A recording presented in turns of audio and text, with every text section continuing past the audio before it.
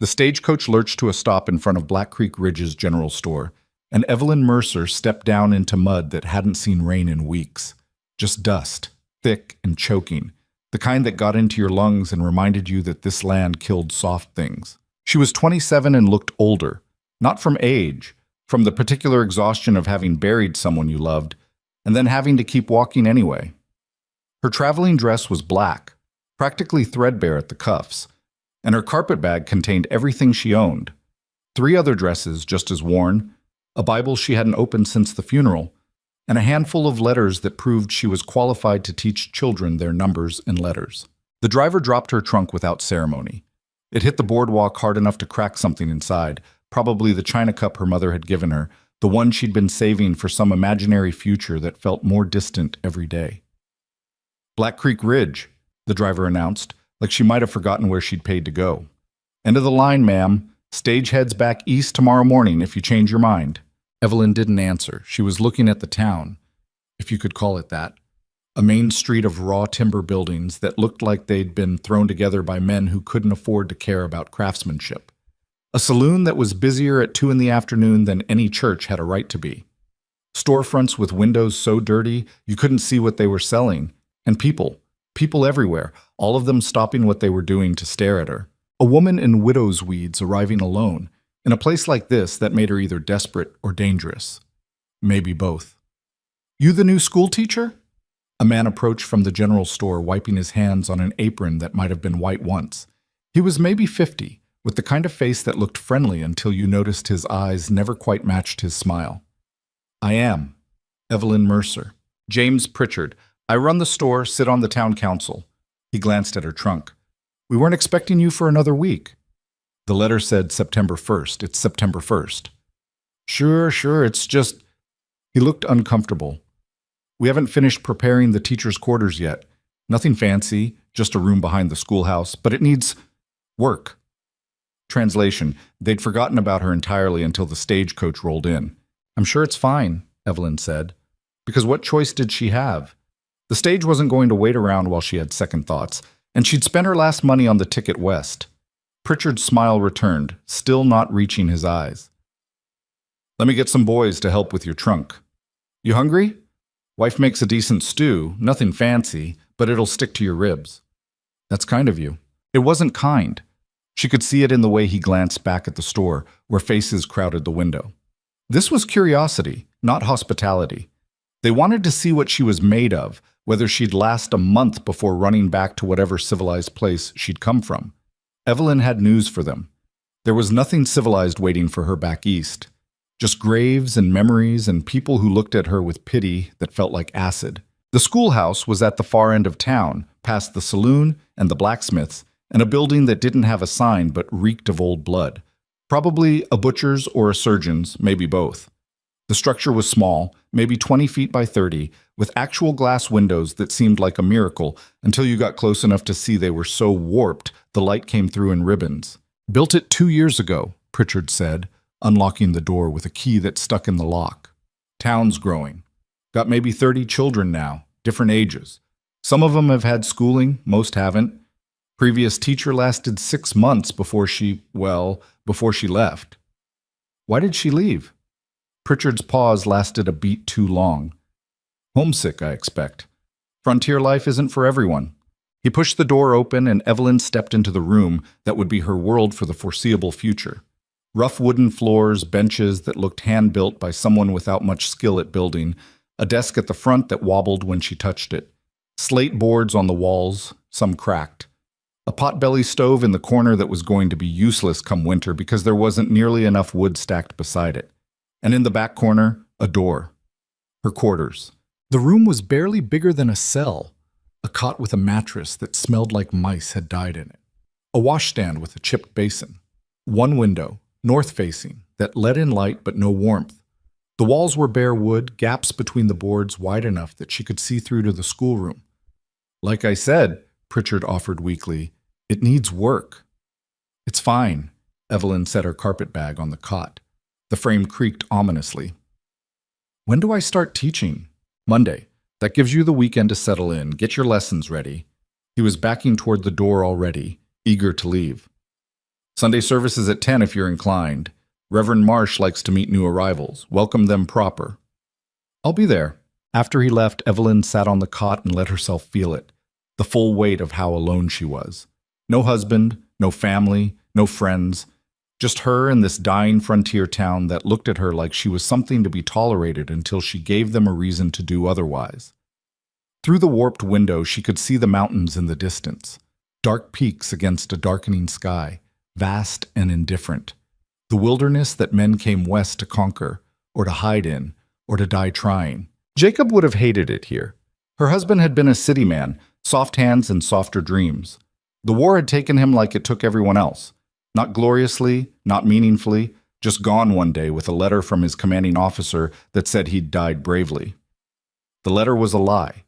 Jacob had been terrified of violence, probably died terrified too. She wasn't going to think about that. Not now. Not when she had to figure out how to survive the night in a room that was colder inside than out.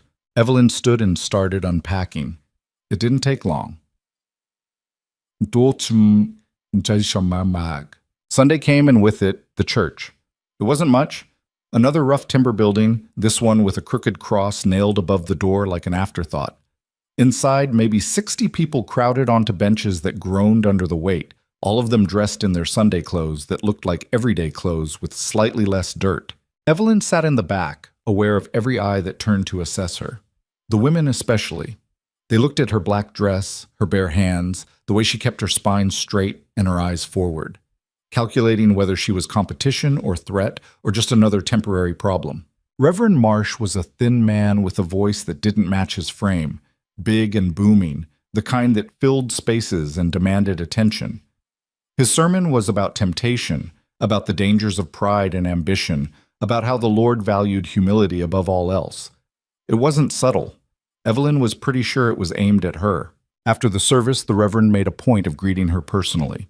His handshake was limp, slightly damp.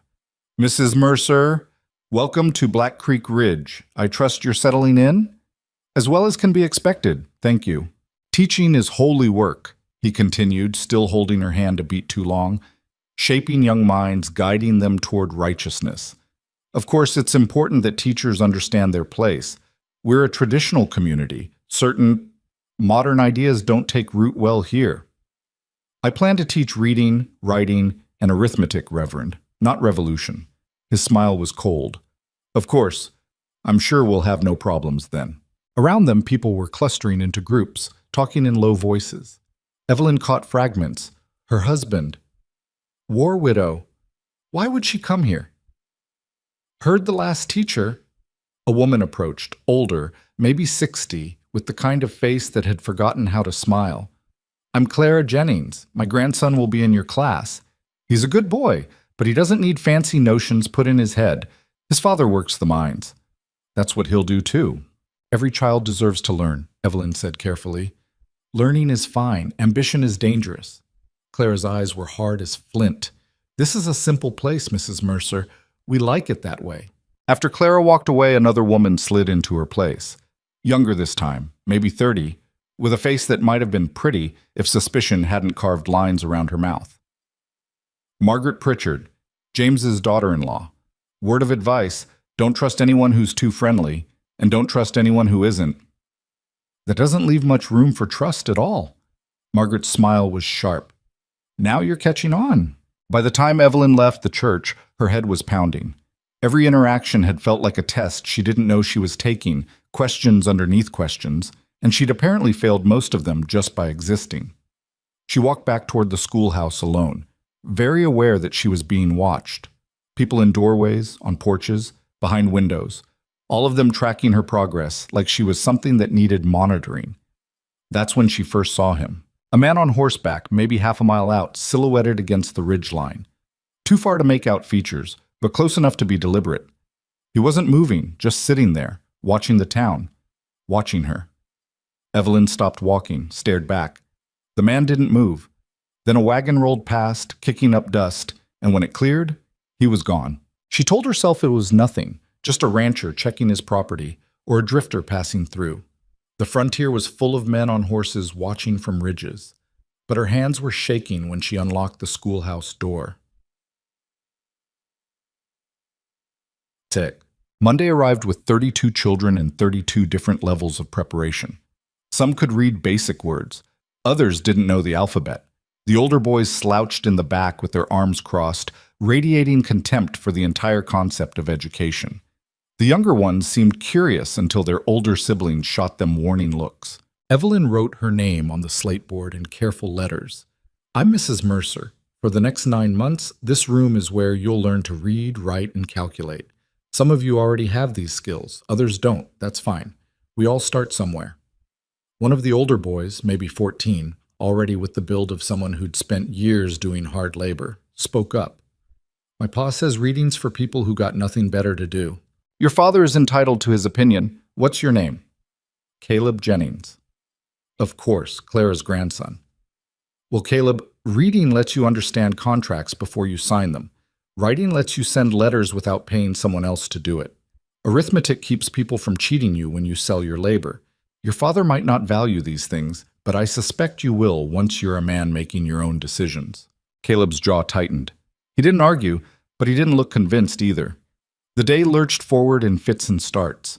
Evelyn divided the children into 3 groups by skill level, rotating between them, trying to keep everyone occupied. It was chaos. The youngest ones couldn't sit still. The middle group wouldn't stop talking.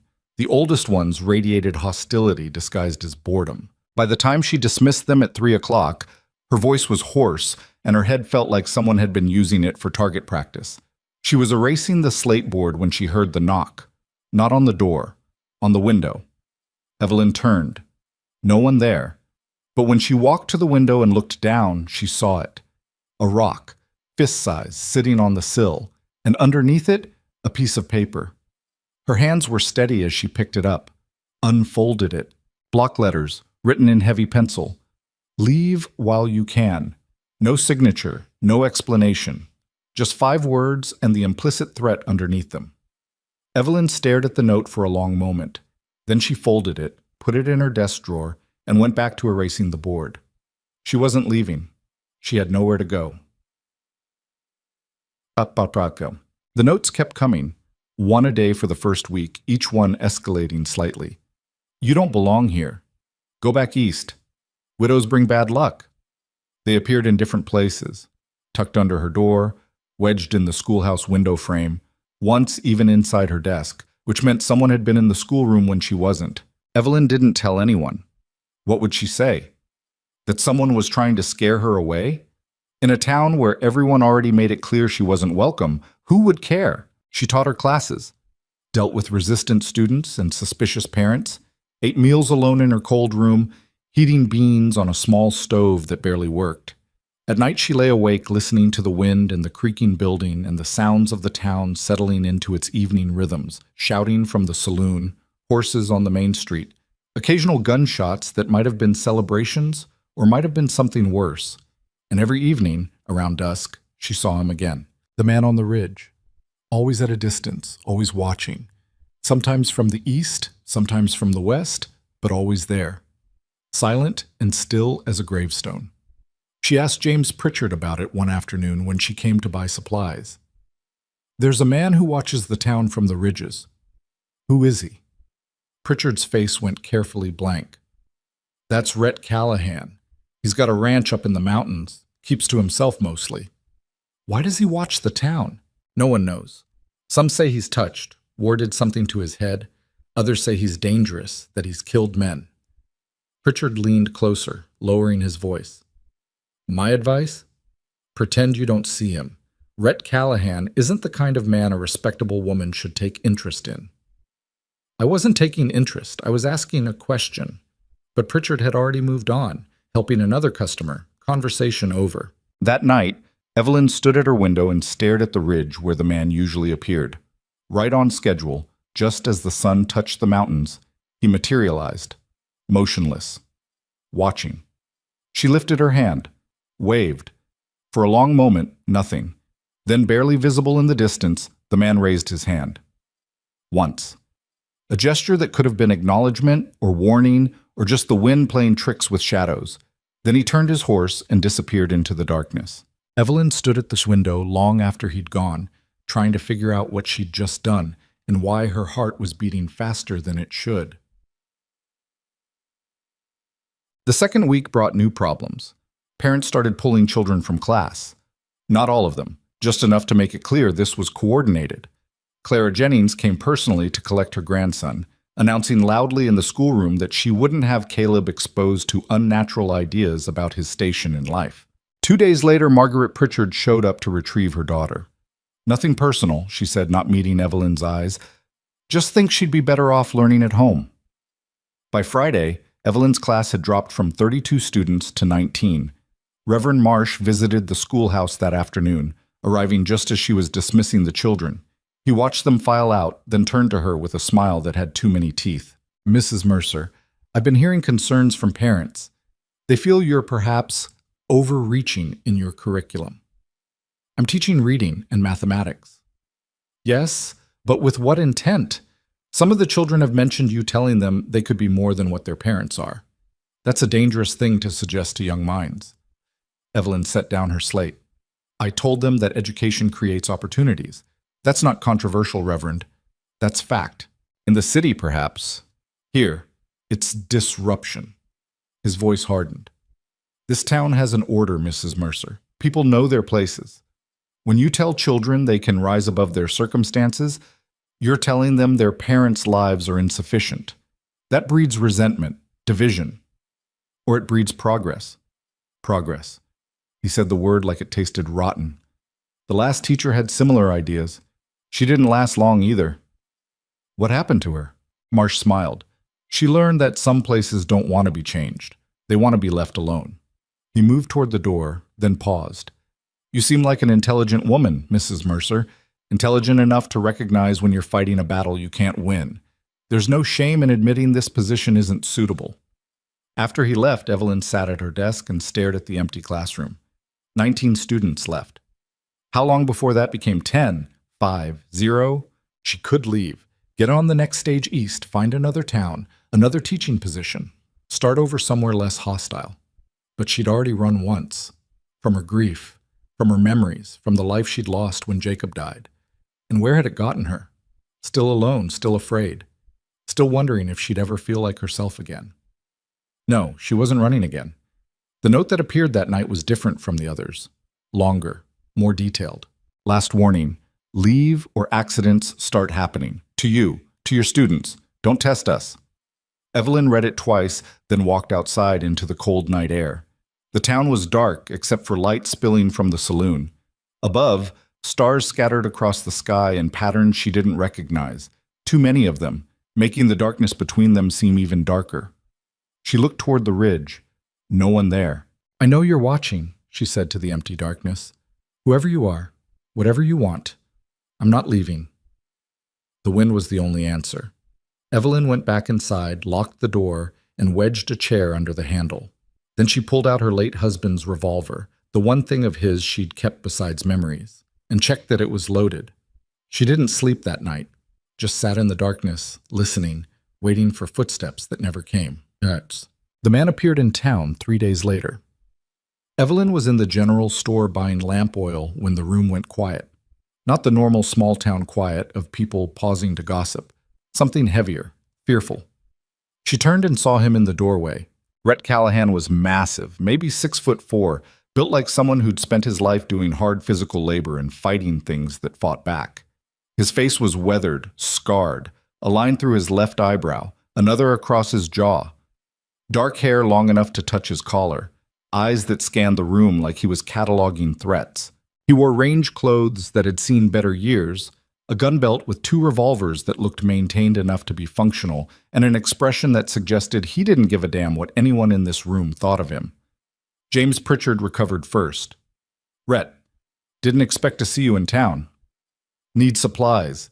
Callahan's voice was low, rough from disuse. He moved toward the counter, and people shifted away from him like he was carrying disease. Evelyn stayed where she was, watching. Pritchard started gathering items with shaking hands. Coffee, flour, ammunition, rope. "Been quiet up at your place?" "Quiet enough." "That's good. That's real good." Pritchard was talking too fast, nervous energy pouring out. "Weather's holding. Should be a mild winter. That'll be nice for everyone." "Pritchard." "Yeah?" Just the supplies. Pritchard swallowed whatever else he'd been about to say and finished tallying the order. Callahan paid in silver coins, counted exact, then started loading items into his saddlebag. That's when his eyes found Evelyn. The look lasted maybe 3 seconds. Long enough for her to see that his eyes were gray, pale as smoke. Long enough for something to pass between them. Recognition, maybe, or just acknowledgement that they'd both been pretending not to notice each other. Then he nodded once, slight, and walked out. The store erupted in whispers the moment the door closed. Actually came into town. Looking at the teacher like that? Dangerous. Everyone knows what he did during the war. Evelyn finished paying for her lamp oil and left while they were still talking. Outside, she caught a glimpse of Callahan riding away, headed back toward the mountains. He didn't look back. That night, no note appeared, or the night after. For 3 days, nothing. No threats, no warnings, no rocks through windows. Just silence. Evelyn wanted to believe the notes had stopped because whoever was sending them had given up. But something told her that wasn't it. Something told her Rhett Callahan's appearance in town hadn't been about supplies at all. The 4th week brought the first real violence. Evelyn was walking back from the well, carrying 2 buckets of water, when 3 men stepped out from beside the saloon. She recognized them vaguely. Ranch hands, probably, the kind who spent their wages on whiskey and their days nursing resentment. The tallest one, with a beard that looked like it housed livestock, smiled at her. "Afternoon, teacher." Evelyn kept walking. "Afternoon. Heard you're still trying to educate our children? That's real persistent of you." "It's my job." See, that's the thing. He moved to block her path. His friends fanned out, cutting off escape routes. "Some of us think maybe you should find a different job. Someplace else, someplace that wants you." "I have a contract with the town council." "Contracts can be broken." He stepped closer. Close enough that she could smell the alcohol on him. "Accidents happen to women alone. Everyone knows that." Evelyn's heart was hammering, but she kept her voice level. "Are you threatening me?" "Just offering friendly advice." She went to step around him, and he grabbed her arm. Not hard enough to hurt, not yet, but firm enough to make his point.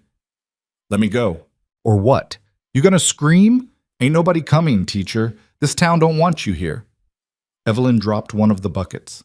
Water splashed across his boots. In the moment of distraction, she swung the second bucket hard into his knee. He went down cursing, and she ran. Made it maybe 20 feet before hands grabbed her from behind, yanking her backward. One of the other men, laughing now, spinning her around. "You got spirit, I'll give you that." The man stopped talking. His eyes went wide, focused on something behind her. Evelyn felt it before she saw it. A presence, large and cold and absolutely terrifying. Rhett Callahan's voice came from directly behind her. "Let her go." The man's hands released immediately. He stepped back, then back again, almost tripping. We were just talking," looked like more than talking. Callahan moved forward, and even though Evelyn couldn't see his face, she heard the threat in every syllable. "You boys got about 3 seconds to disappear before I make you disappear." They ran.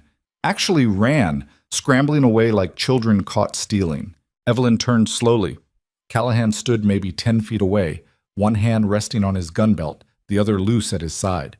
His face was expressionless, but his eyes were tracking the men's retreat like a predator, making sure prey knew not to come back.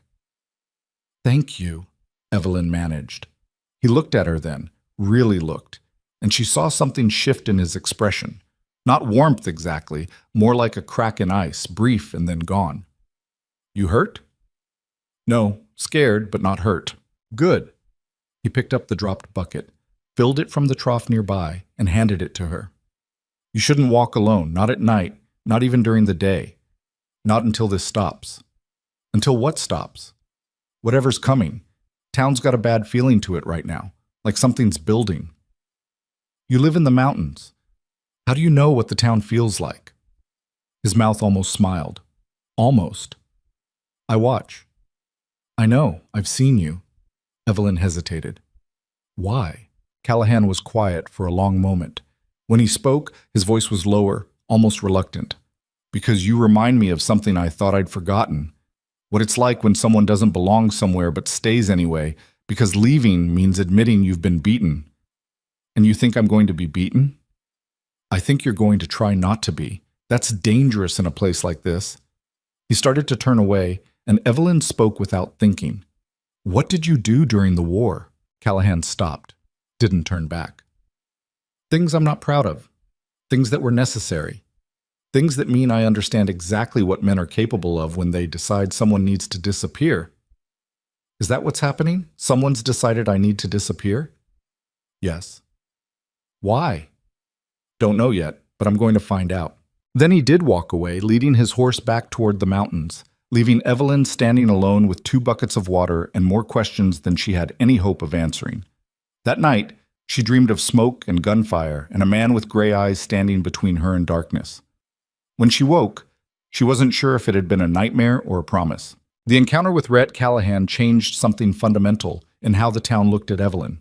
Before, she'd been an annoyance, a stubborn woman who didn't know her place. Now she was something worse, protected. Word spread fast in Black Creek Ridge. By the next morning, everyone knew that Rhett had stepped in when the ranch hands cornered her. By afternoon, the story had mutated into 3 different versions, each one painting Evelyn as either a seductress who'd manipulated the dangerous mountain man or a fool who'd made a deal with the devil, or both simultaneously. The remaining parents pulled 5 more children from her class. Evelyn stood in front of 14 students on Monday morning and tried to pretend her world wasn't collapsing. The children who remained were mostly the younger ones, kids whose parents either didn't care enough to yank them out or were too poor to keep them home when they could be getting free education. Today we're going to work on multiplication, she announced, writing numbers on the slate board with hands that wanted to shake but wouldn't. Not in front of them. Who can tell me what 6 times 7 equals? Silence. The kind that felt intentional. Then a small voice from the front row. 42, ma'am. Evelyn turned. The speaker was a girl, maybe 8 years old, with blonde braids and a dress that had been patched so many times the original fabric was hard to identify. She sat alone, separated from the other children by an invisible barrier that somehow seemed more solid than walls. That's correct. What's your name? Sarah Brennan, ma'am. Thank you, Sarah. That's excellent work. One of the older boys muttered something that sounded like teacher's pet, and Sarah's face went red. She didn't answer another question for the rest of the day. After class, Evelyn found the girl lingering by the door, clearly wanting to say something, but not sure how. Sarah, did you need something? The girl twisted her hands together. I wanted to say I'm glad you're still here. Teaching us, I mean. My pa says reading's important. He can't read himself, but he says that's why he wants better for me. Your father sounds like a wise man. He works in the mines. Most days he comes home so tired he can barely talk, but he always asks what I learned. Sarah's eyes were bright with something that might have been tears. The other kids, they say you're going to leave soon like the last teacher. They say nobody stays in Black Creek Ridge if they got a choice. But I hope you stay. The words hit harder than they should have. Evelyn knelt down so she was eye level with the girl. I'm not planning on leaving, Sarah, no matter what people say. Even if it gets bad? What makes you think it'll get bad? Sarah glanced around like she was checking for eavesdroppers, then leaned in close. Because grown-ups are acting funny. My pa came home last week and told my ma to keep me close. Said there's trouble coming, something about money and land and people getting angry. He wouldn't say more, but I heard him loading his rifle before bed. Pa never loads his rifle unless he thinks there's going to be shooting. A cold finger traced down Evelyn's spine. Your father didn't mention who might be in trouble? No, ma'am. Just said to keep quiet and stay out of town business. Sarah picked up her books. I should go. Ma'll worry if I'm late. After the girl left, Evelyn sat at her desk and tried to make sense of fragments that refused to form a picture. Threats. Violence. A town that wanted her gone but wouldn't say why. And now talk of rifles and trouble coming. She pulled out the notes from her drawer, all 11 of them, arranged in chronological order. Reading them again, she noticed something she'd missed before. The handwriting was educated, almost refined. These weren't written by illiterate ranch hands. Whoever wanted her gone had enough learning to form proper letters. That narrowed the suspects considerably. A knock on the door made her shove the notes back in the drawer. Margaret Pritchard stood in the doorway, arms crossed, looking like she'd rather be anywhere else. "Mrs. Mercer, got a minute?" "Of course, come in." Margaret didn't sit, just stood there, radiating discomfort. "I'm here because I feel guilty about pulling Lily from your class. You have every right to make decisions about your daughter's education." "That's just it. It wasn't my decision. James insisted. Said the family couldn't afford to look like we were supporting you, not with the town council divided the way it is." Evelyn leaned forward. "Divided how?" Margaret glanced toward the open door, then moved to close it. When she spoke again, her voice was barely above a whisper. "There's two camps forming. Reverend Marsh and Mayor Hastings on one side, saying the town needs traditional values and you're a disruption. Then there's a smaller group, my father-in-law included, who think you're doing fine and the resistance is about something else entirely." "What else could it be about?" "That's the question nobody's answering. But James has been acting strange. Coming home late from council meetings, having quiet conversations that stop when I walk in the room. Last week I found a legal document in his desk, something about mineral rights and land surveys. He caught me looking and nearly took my head off." "Did you see what property the survey was for?" "No, but—" Margaret hesitated, clearly wrestling with whether to continue. "Your husband was in the war, right? Did he leave you anything besides his personal effects?" The question caught Evelyn off guard. "Some letters, his uniform. Why?" "No legal documents, deeds, titles, anything like that?" Evelyn stopped, thought back to the trunk she'd inherited, the one she'd barely looked through because touching Jacob's things felt like reopening wounds. "There might be. I haven't gone through everything." "You should. Soon." Margaret moved toward the door. "Whatever's happening in this town, it's bigger than you teaching children their letters. Be careful, Mrs. Mercer, and maybe find that trunk." After Margaret left, Evelyn pulled her late husband's trunk from where it sat in the corner of her small room, covered with a sheet like she could hide it from her own memory. The metal was cold under her hands. She hadn't opened it since arriving in Black Creek Ridge, hadn't wanted to face the ghost of the man she'd loved and lost. The hinges protested as she lifted the lid. Inside, Jacob's uniform neatly folded, his watch, stopped at 3:15, a packet of letters she'd sent him, tied with string, and underneath everything a leather portfolio she didn't recognize. Evelyn pulled it out. The leather was quality, expensive, not something Jacob would have bought for himself. Their marriage had been comfortable, but never wealthy. Inside the portfolio were documents, legal documents. Her hands trembled as she unfolded them and started reading. Last will and testament of Tobias Mercer, Jacob's uncle, the man who'd raised him after his parents died, who'd owned a small freight business back east. Evelyn had met him once, briefly, before he'd passed away 2 years before Jacob enlisted. She kept reading, words blurring together until one section jumped out. To my nephew Jacob Mercer, I bequeath all property and mineral rights pertaining to Survey Plot 447-B, located in the Black Creek Ridge Mining District, Montana Territory, comprising approximately 640 acres, including all subsurface mineral deposits, water rights, and easements therein. Evelyn read it 3 times before the meaning sank in. She owned land here.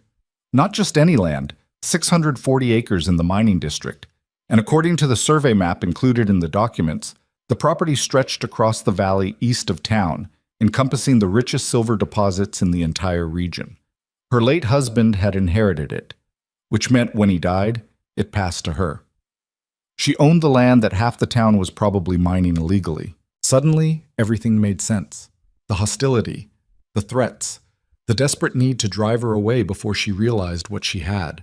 Because if she knew about the inheritance, if she claimed it properly, every mine operation in that valley would owe her money. Years of back payments, maybe hundreds of thousands of dollars. Evelyn sat back, the documents trembling in her hands. She wasn't just a widow teacher they wanted gone. She was a threat to the entire economic structure of Black Creek Ridge, and they would kill to protect it. A sound outside made her freeze, footsteps on the schoolhouse porch, slow and deliberate. She shoved the documents back in the portfolio and stood, heart hammering. The door opened without a knock. Rhett Callahan filled the doorway, hat in hand, looking uncomfortable in the confined space, like a wolf trying to pretend it belonged in a parlor. "You need to leave," he said without preamble. Tonight. What? Pack your things. I'll take you to the stage station in Copper Falls. It's a day's ride, but safer than staying here. Evelyn's initial shock gave way to anger. You can't just barge in here and order me to leave. I'm not ordering. I'm telling you what needs to happen if you want to stay alive. He stepped inside, closing the door. I've been asking questions, listening to conversations men have when they think nobody's watching. You're in danger, Mrs. Mercer. Real danger. The kind that ends with you disappearing and nobody asking questions. I know about the land. That stopped him. His expression shifted, surprise breaking through the usual careful blankness. What? Evelyn held up the portfolio. I own 640 acres of the mining district. My husband inherited it from his uncle, which means it's mine now. And I'm guessing half the operations in this valley are working claims they don't legally have rights to. Rhett crossed the room in 3 steps and took the documents from her hands, scanning them quickly. His jaw tightened as he read.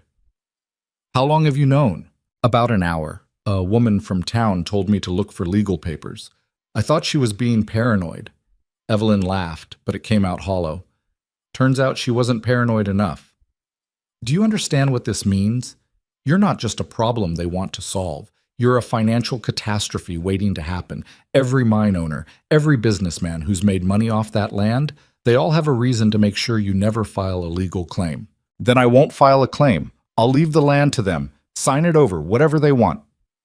You think they'll trust that? Rhett's voice was harsh.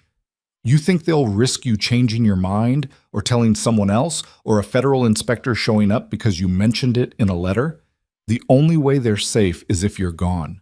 Permanently. The word hung in the air between them like smoke. Evelyn sat down before her legs could give out.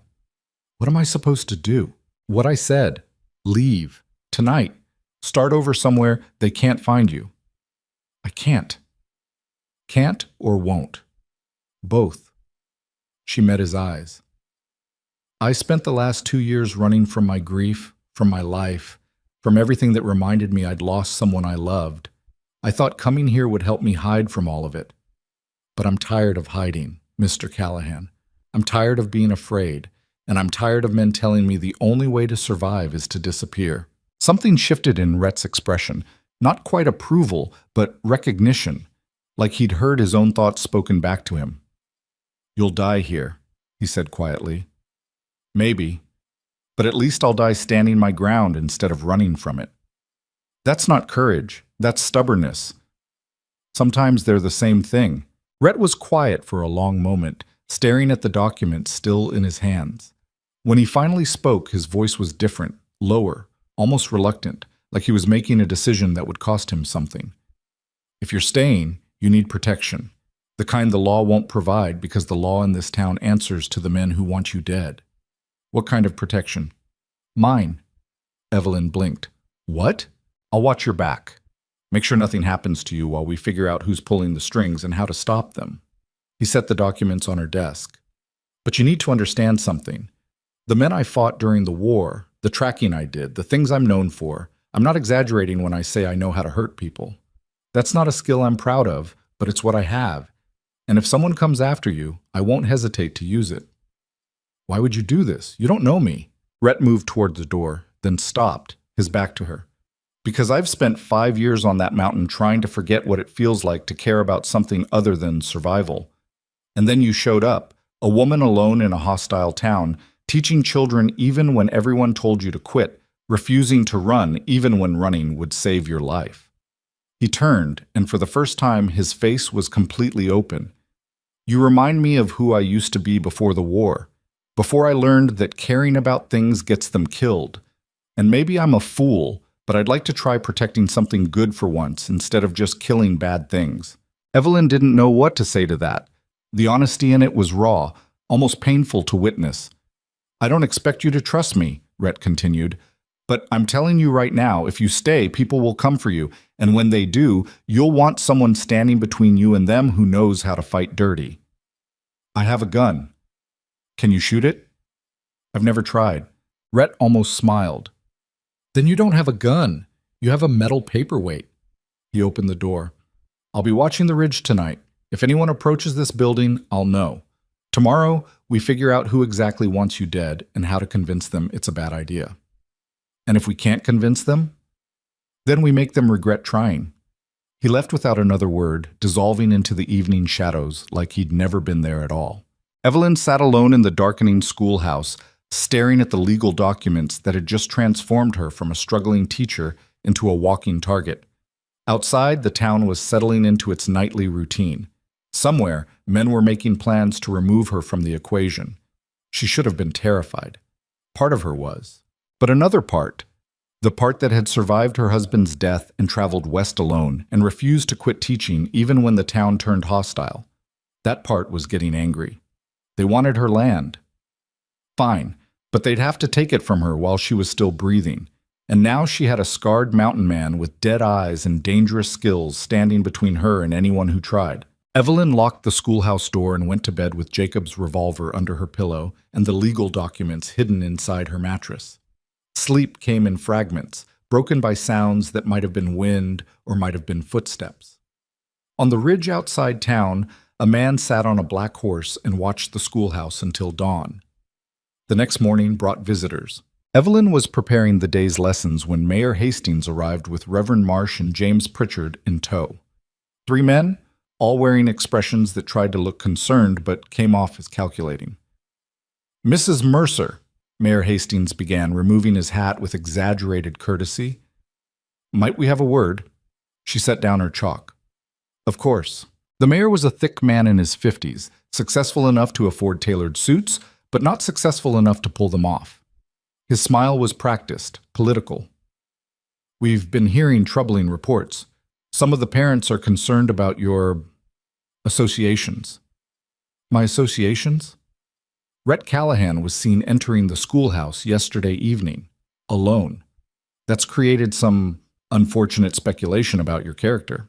Evelyn felt heat rise in her chest. "My character is none of this town's business." "It is when you're teaching our children," Reverend Marsh interjected. "We have standards, Mrs. Mercer, moral standards that must be upheld by those in positions of influence. Mr. Callahan and I discuss school matters, nothing more." "School matters?" The mayor's tone made it clear he didn't believe her. "Mrs. Mercer, I'm going to be frank with you. This town has tried to be accommodating. We hired you sight unseen, provided housing, gave you an opportunity, but you've created division and discord. Perhaps it's time to admit this position isn't working out. I have a contract. Contracts can be terminated for cause. Moral turpitude certainly qualifies." "There has been no moral turpitude. You're inventing scandal because you want me gone." The 3 men exchanged glances. Some unspoken communication passed between them. James Pritchard cleared his throat. "Mrs. Mercer, there's another matter we need to discuss. It's come to our attention that you may have inherited property in the area. Property that could complicate certain existing arrangements." There it was. The real reason for their visit. Evelyn kept her face neutral. "I don't know what you're referring to. Your late husband's family owned land near Black Creek Ridge, mining land. If you've discovered documents related to that property, we'd like to help you understand the situation. Help me understand or help me sign away my rights." The mayor's smile turned cold. "You're a stranger here, Mrs. Mercer. You don't understand how things work in the territories. Land claims are complicated. Ownership is often disputed. The men who've been working those claims for years have put blood and money into developing them. They have families depending on that income. Then they should have made sure they had legal rights before mining someone else's property. Is that what you think this is? Theft?" Reverend Marsh stepped forward, his voice rising. "The people of this town are honest, hard-working folk. They're not criminals. If there's been a misunderstanding about ownership, it can be resolved fairly. But not if you come in here acting like you're owed something just because you have a piece of paper. The law says I am owed something, years of something, if I'm reading those documents correctly." The temperature in the room dropped about 20 degrees. Mayor Hastings put his hat back on, the pretense of friendliness completely gone. "Mrs. Mercer, you're making a serious mistake, the kind that could have consequences you haven't thought through." "Is that a threat?" "It's a reality. This town takes care of its own, and you're not one of us." He moved toward the door, the other 2 following. "I strongly suggest you reconsider your position, for your own safety." After they left, Evelyn had to sit down because her legs were shaking, not from fear, from rage. They just walked into her schoolhouse and threatened her while pretending to be concerned for her welfare. She was still sitting there trying to collect herself when the first students started arriving. Sarah Brennan came in and immediately noticed something was wrong. "Are you okay, Mrs. Mercer?" Evelyn forced a smile. "I'm fine, Sarah. Just a difficult morning. Take your seat." But teaching that day was nearly impossible. Her mind kept drifting to the mayor's words, to the legal documents hidden in her room, to the very real possibility that she wouldn't survive the week. At lunch, she walked to the ridge where she'd seen Rhett watching. He was there, sitting on a flat rock, eating jerky and scanning the valley below. He saw her coming but didn't stand, just watched her approach with those pale gray eyes that missed nothing. "The mayor and the reverend visited me this morning," she said without preamble. "They know about the land. Expected. They threatened me, very politely, but it was definitely a threat. Also expected." Rhett tore off another piece of jerky. "Question is, what are you going to do about it?" "I don't know. Part of me wants to march down to the federal land office and file a formal claim just to watch them squirm. Part of me thinks that would be signing my death warrant. Both things are probably true." He stood, brushing dust off his pants. "You want my advice?" "That's why I came up here." "File the claim, but do it smart. Get copies of everything. Send one set to a lawyer outside the territory. Make sure people know you've protected yourself. That way, if something happens to you, those documents still exist and the federal government will investigate." "Won't that just make them more desperate to stop me?" "They're already desperate. Difference is, this way, you're protected even if they succeed." He moved closer, his expression serious. "Evelyn? Can I call you Evelyn?" She nodded. "These men, they're used to problems going away when they apply enough pressure. Women leaving town, witnesses disappearing, evidence getting lost. What they're not used to is someone who fights back with the law on their side.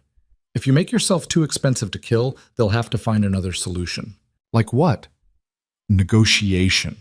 You're willing to settle for less than you're owed, right? So settle, but from a position of strength. Get your claim filed, get your legal protection in place, then offer them a deal. They pay you something, not everything, but something, and you sign away future rights. Everyone gets to save face, and you get to stay alive." It made sense. Brutal sense, but sense nonetheless. "Will you come with me?" Evelyn heard herself ask. "To file the claim?" "I don't trust going alone." Rhett was quiet for a moment.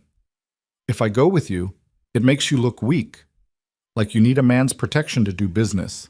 Better if you go alone, walk in there like you own the place, which you do, and make them understand you're not someone who can be intimidated." "I am someone who can be intimidated. I'm terrified right now."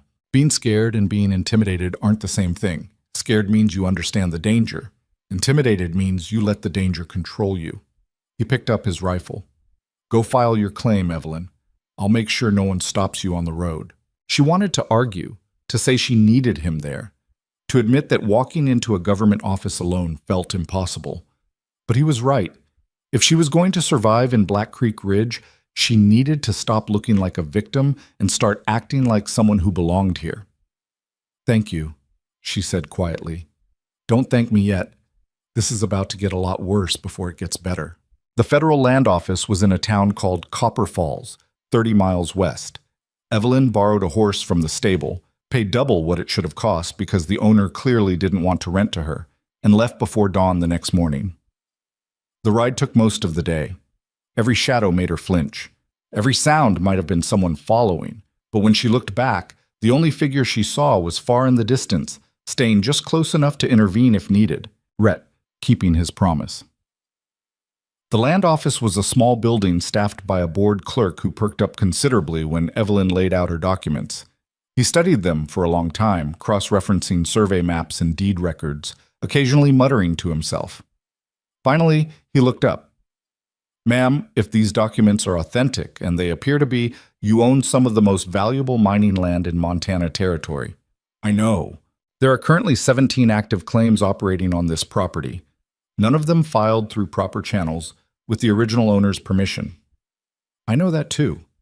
The clerk whistled low. "You're about to make a lot of people very unhappy." "Add it to the list."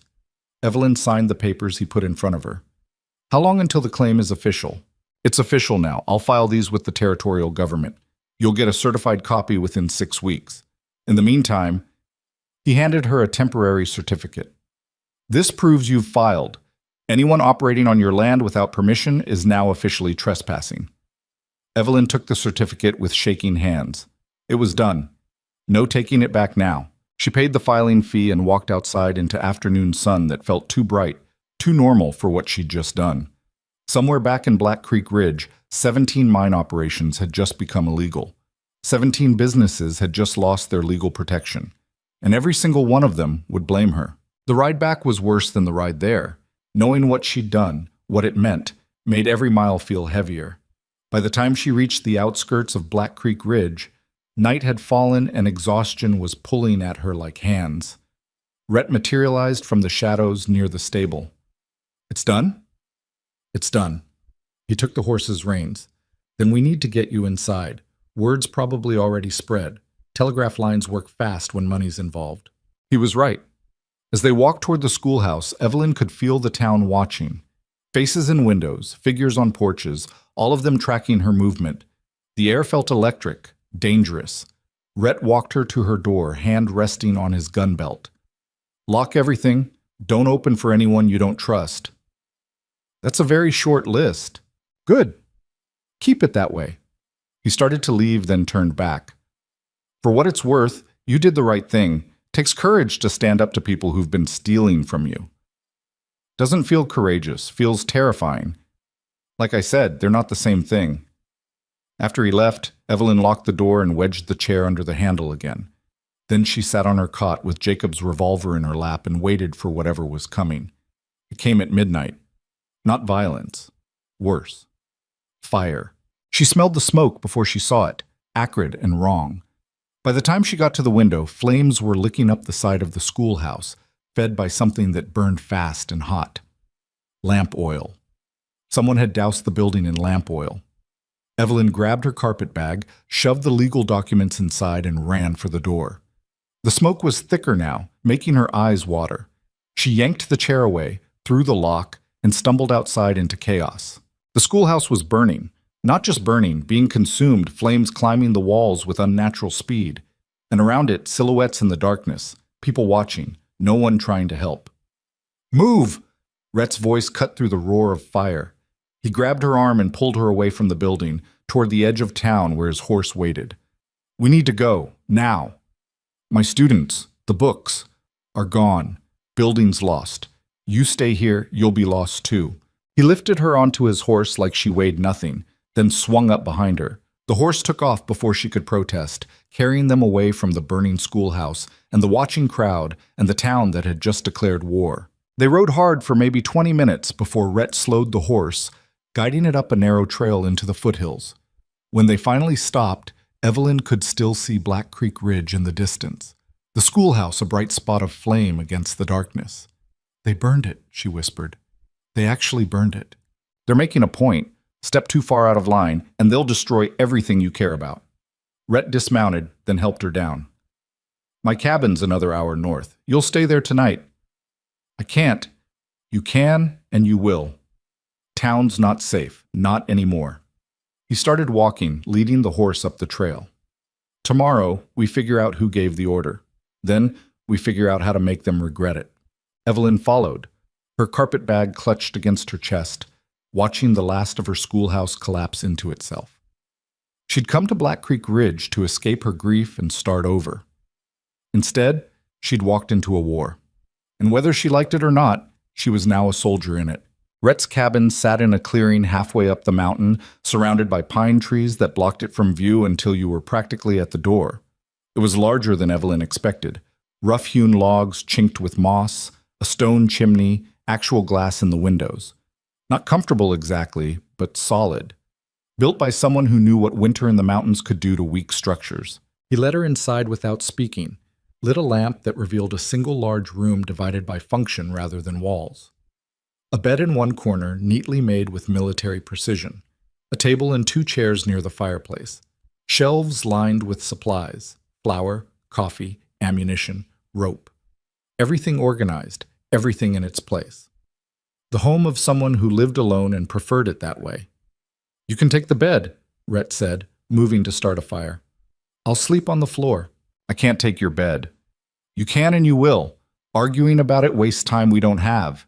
He coaxed the kindling into flame with practiced efficiency. There's water in the basin if you want to wash the smoke off.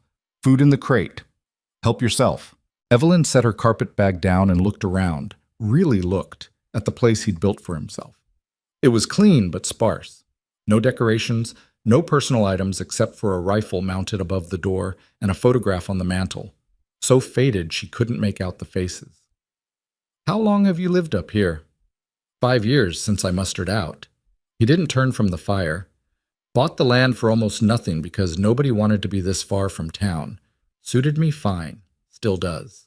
Were you always alone? That made him pause. His shoulders tensed, then relaxed deliberately. There were 4 of us who came back from the same unit. We thought maybe we could start over together, build something new.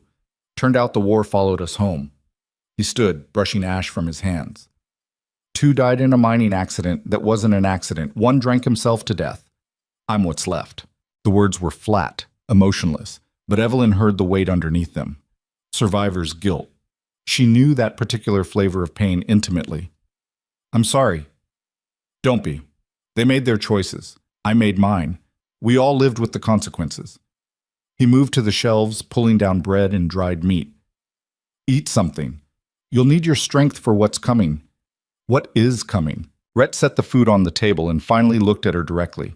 In the firelight, his scars were more pronounced, his face harder. War. The polite kind at first, lawyers, negotiations, political pressure.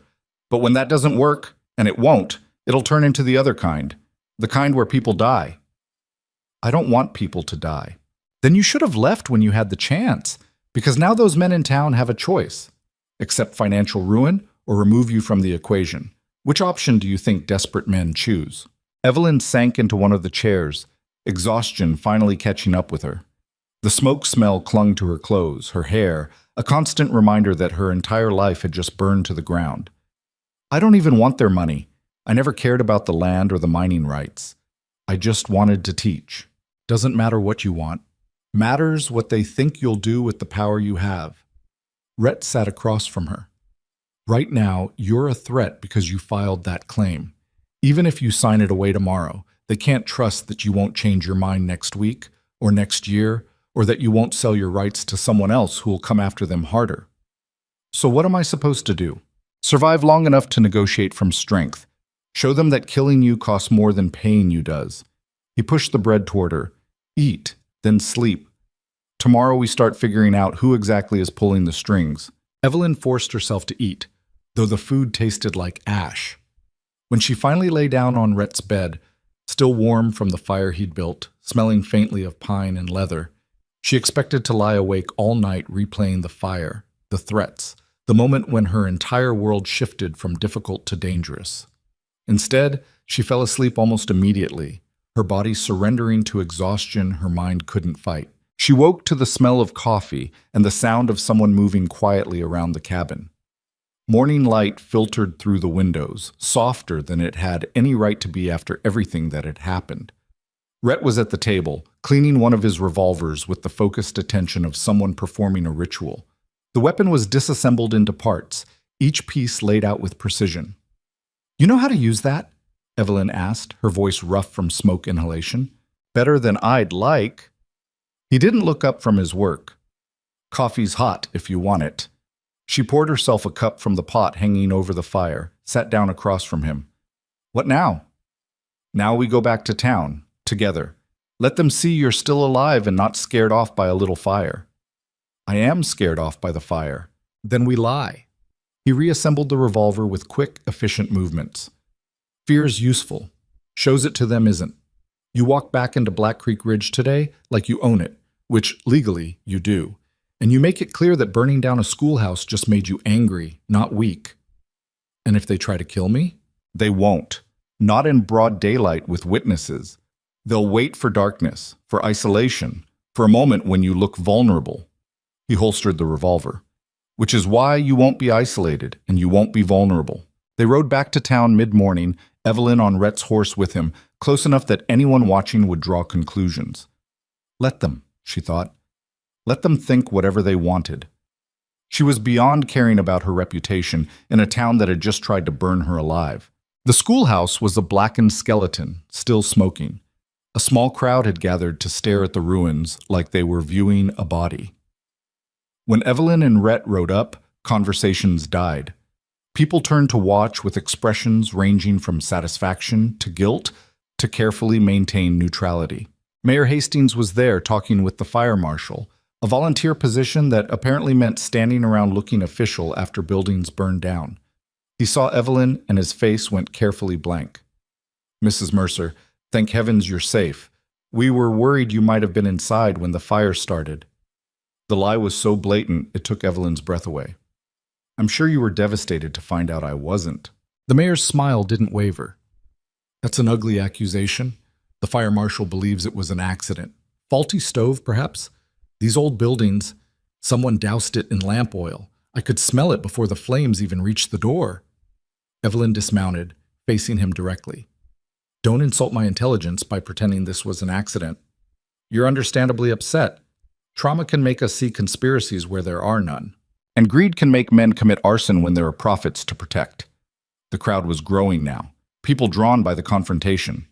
Evelyn could see faces she recognized, parents of former students, town council members, shopkeepers who'd been polite to her face while probably cursing her behind closed doors. Reverend Marsh pushed through the crowd, his face arranged in what he probably thought was righteous concern. "Mrs. Mercer, perhaps we should discuss this in private. You're making serious allegations." "I filed my land claim yesterday," Evelyn announced loudly, cutting him off. "The Federal Land Office has confirmed my ownership of survey plot 447-B and all mineral rights associated with it, which means 17 mining operations in this valley are currently operating illegally on my property." The crowd erupted, shouting accusations, denials. Someone yelled that she was a liar. Someone else yelled that she was worse than a liar. She was an outsider trying to steal from honest workers. Mayor Hastings held up his hands for quiet. "Mrs. Mercer, no one disputes your claim. If your late husband's family owned that land, of course it passed to you. But you need to understand, those operations have been running for years. Families depend on them. Shutting them down would devastate this entire community. Then those families should take it up with the mine owners, who never bothered to secure legal rights before extracting resources that didn't belong to them. You can't be serious about enforcing this claim. The legal fees alone would bankrupt you." "Maybe. Or maybe I'll sell my rights to someone with deeper pockets who'll come after every penny owed." Evelyn let that sink in. "Or maybe, and this is the option I prefer, we negotiate a settlement. I get fair compensation for years of illegal mining. You get to continue operations legally. Everyone walks away unhappy but alive." "Is that a threat?" The mayor's voice had gone cold. "It's reality. Someone tried to kill me last night by burning down my home. If I die, those documents go to a lawyer who will pursue this claim with everything the law allows. But if I live, we can settle this like reasonable people."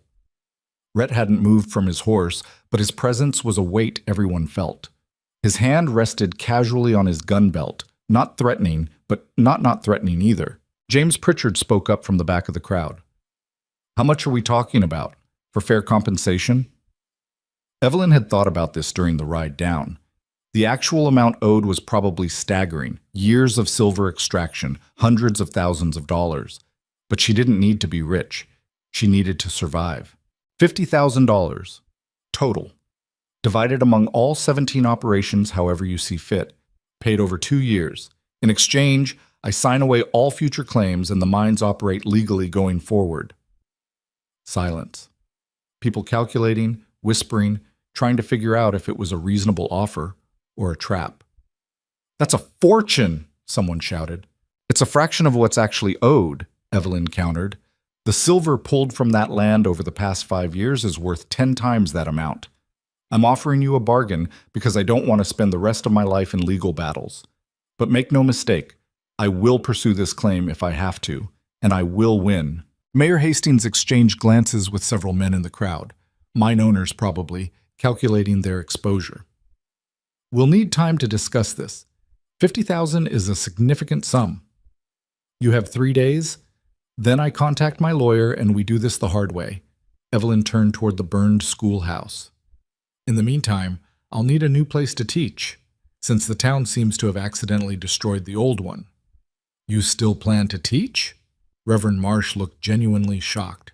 I was hired to teach. The contract didn't specify the building had to remain standing. Someone in the crowd laughed, quickly stifled, but there. A crack in the united front against her. Margaret Pritchard stepped forward, ignoring the warning look her father-in-law shot her. You can use the church social hall. It's empty most of the week anyway. Not ideal, but it has a roof and walls. Margaret, James Pritchard started. It's the Christian thing to do, Margaret said firmly, using religion as a shield against her own family. Unless we're going to admit we're not actually interested in being good people. The Reverend looked like he'd bitten into something sour, but he couldn't very well refuse without looking like a hypocrite. Fine, the social hall. But any more trouble, and that arrangement ends. There won't be any more trouble, Evelyn said, unless someone starts it. The crowd began to disperse, people breaking into small groups to discuss what they'd just heard. Evelyn caught fragments of conversation. 50,000 split 17 ways isn't that bad. Rather, pay her than lose everything. Still don't trust her. Rhett dismounted and came to stand beside her, close enough that his shoulder brushed hers. That went better than I expected. They're going to reject the offer. Probably. But you made them think about it. Made them do math. When men start calculating costs versus benefits, emotions take a back seat. He nodded toward the burned schoolhouse. You handled that well. I feel like I'm about to collapse. You are. But not here. Not in front of them. He offered his arm. Come on. Let's get you somewhere private before you fall apart. They walked back toward the general store where Rhett needed to pick up supplies. People watched them pass, some with hostility, others with what might have been grudging respect. Evelyn kept her spine straight and her eyes forward, playing the role of a woman who wasn't terrified. Inside the store, James Pritchard served them with stiff courtesy. As he was wrapping Rhett's supplies, Margaret appeared from the back room. That was brave, she said quietly. Stupid, but brave. Feels more stupid than brave right now. They'll take your deal. Maybe not all of them, but enough. Nobody wants federal investigators crawling through their books, and that's what happens if this goes to court. Margaret glanced at her father-in-law, who was pointedly ignoring their conversation. Where are you staying? You can't go back to the schoolhouse. I have arrangements, Rhett said before Evelyn could answer. Margaret's eyebrows rose slightly. I see. Well, be careful, both of you. There are men in this town who won't negotiate even when it's in their best interest. Some people would rather burn the whole place down than admit they were wrong. After they left the store, Evelyn finally asked the question that had been building. Do you think they'll accept? The smart ones will, the desperate ones won't. Question is which group has more influence. Rhett loaded the supplies onto his horse. Either way, you bought yourself time. 3 days before they have to make a decision. 3 days to prepare for whatever comes next. And what comes next? Either a negotiation or a war. He mounted the horse, then reached down to help her up. Let's hope for the negotiation. The next 3 days passed in a strange limbo. Evelyn taught her remaining students in the church social hall, a room that echoed and had terrible lighting, but at least had walls. Sarah Brennan showed up on the first day along with 6 other children whose parents either supported Evelyn or were too poor to care about politics. My pa says you're either very brave or very stupid, Sarah announced during lunch break. He hasn't decided which. What do you think? Sarah considered this seriously. I think maybe both, but mostly brave. Stupid people don't usually stand up to the whole town. Evelyn laughed despite herself. That's probably the nicest way anyone's ever called me stupid. Teaching helped, gave her something to focus on besides the looming deadline, the constant awareness that men were meeting behind closed doors to discuss her fate. At night, she stayed at Rhett's cabin, and during the day he was never far away, usually on the ridge or somewhere in town where he could see her but remain separate. On the second day, a lawyer arrived from Copper Falls, middle-aged, competent-looking, carrying a leather satchel that probably cost more than Evelyn's entire wardrobe. Mrs. Mercer, I'm Howard Brisbane. I received a telegram about your situation and thought I should come assess the case personally. They met in the church social hall after classes ended. Brisbane spread documents across a table, copies of Evelyn's land claim, territorial mining laws, precedent cases. Your position is legally sound, he said after reviewing everything. The claim is valid, the ownership is clear, and the mining operations have been conducting illegal extraction for approximately 6 years. Based on average silver yields for this region, I'd estimate actual damages somewhere between $300,000 and $400,000. Evelyn felt dizzy. That much? That much. Which is why your settlement offer of $50,000 is extremely generous. Suspiciously generous, actually. You could retire comfortably on what you're entitled to. I don't want to retire. I want to teach children and not get killed. Brisbane smiled. Admirable, if financially unwise. Still, your offer is reasonable. If the mine owners reject it, we can pursue the full amount through territorial court. It'll take years and cost a fortune in legal fees, but we'd win. And if they try to kill me instead of negotiating? The lawyer's smile faded. That's outside my area of expertise, but I'd suggest maintaining your current security arrangements. He glanced toward the window where Rhett was visible, standing guard. Mr. Callahan has a certain reputation that may be acting as a deterrent. What kind of reputation? The kind where people who cross him tend to disappear or wish they had. Brisbane closed his satchel. I'll be staying in town until this is resolved. If they accept your terms, I'll draw up the paperwork. If they don't, we'll discuss next steps. After he left, Evelyn walked outside to where Rhett was waiting. The lawyer says you have a reputation for making people disappear. The lawyer talks too much. Is it true? Rhett was quiet for a long moment, staring at the mountains. During the war, I was a tracker.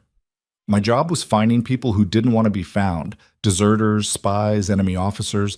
After I found them, other men decided what happened next, but yeah, sometimes they disappeared. And sometimes I was the one who made that happen. Does that bother you? Every day. But being bothered doesn't change what I did, just means I remember it. He turned to face her. I'm telling you this so you understand what you're tied to by staying near me. I'm not a good man, Evelyn. I'm just a man who's trying to be less bad than he used to be. You've protected me, kept me alive when no one else would. That seems pretty good to me. Keeping one person safe doesn't balance out the scale. Maybe not, but it counts for something. She moved closer. Thank you for everything you've done. I know this isn't your fight. It is now. His voice was rough. Whether I wanted it to be or not. The deadline came on a gray afternoon that threatened rain. Evelyn was teaching mathematics when Mayor Hastings arrived with 4 other men, mine owners probably, judging by their expensive clothes and harder expressions. They stood at the back of the room, waiting in silence until Evelyn dismissed the children early. After the students left, the mayor stepped forward. Mrs. Mercer, we've discussed your offer. Evelyn's heart hammered, but she kept her face neutral. And 12 of the 17 operations have agreed to your terms. They're prepared to pay their share of the $50,000 in exchange for a legal settlement. He paused. 5 operations have refused.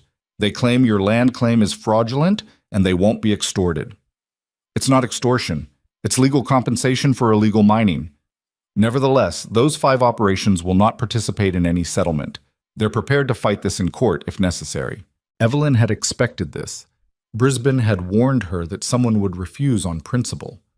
Then we'll pursue legal action against those 5 specifically while settling with the 12 who are being reasonable. One of the mine owners spoke up, a thin man with cold eyes. You're making a mistake. Those 5 operations are owned by powerful people, people who don't lose legal battles because they make sure the law works in their favor. The law isn't for sale.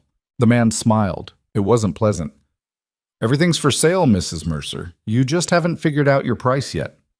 Gentlemen, Brisbane's voice cut through the tension. He'd been standing in the corner, taking notes.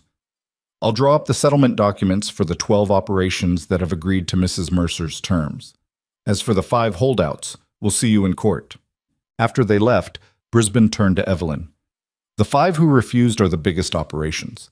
They're responsible for probably 60% of the illegal extraction.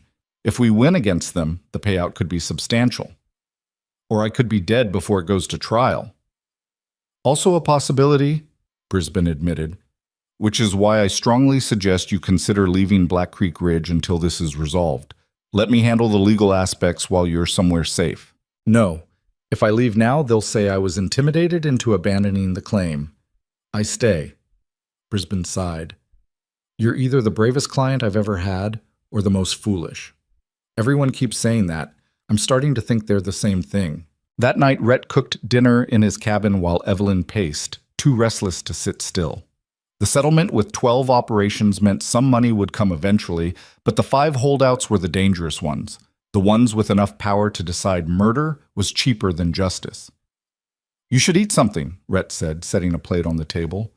Not hungry. Eat anyway. Starving yourself doesn't help. Evelyn forced herself to sit, to take a bite of the stew he'd made. It was good, better than she expected from a man who lived alone. Where'd you learn to cook? Army. When you're in the field for weeks at a time, you either learn to make decent food out of terrible ingredients or you go hungry. He sat across from her. You did well today. Standing up to them again. Doesn't feel like I won anything. 5 operations are still defiant, which means 5 groups of people who want me gone. True, but 12 groups just bet their money on you surviving long enough to make the settlement official. That's 12 groups who now have a vested interest in keeping you alive. She hadn't thought of it that way. So I have allies now? Allies is a strong word. You have people whose financial interests align with your continued existence.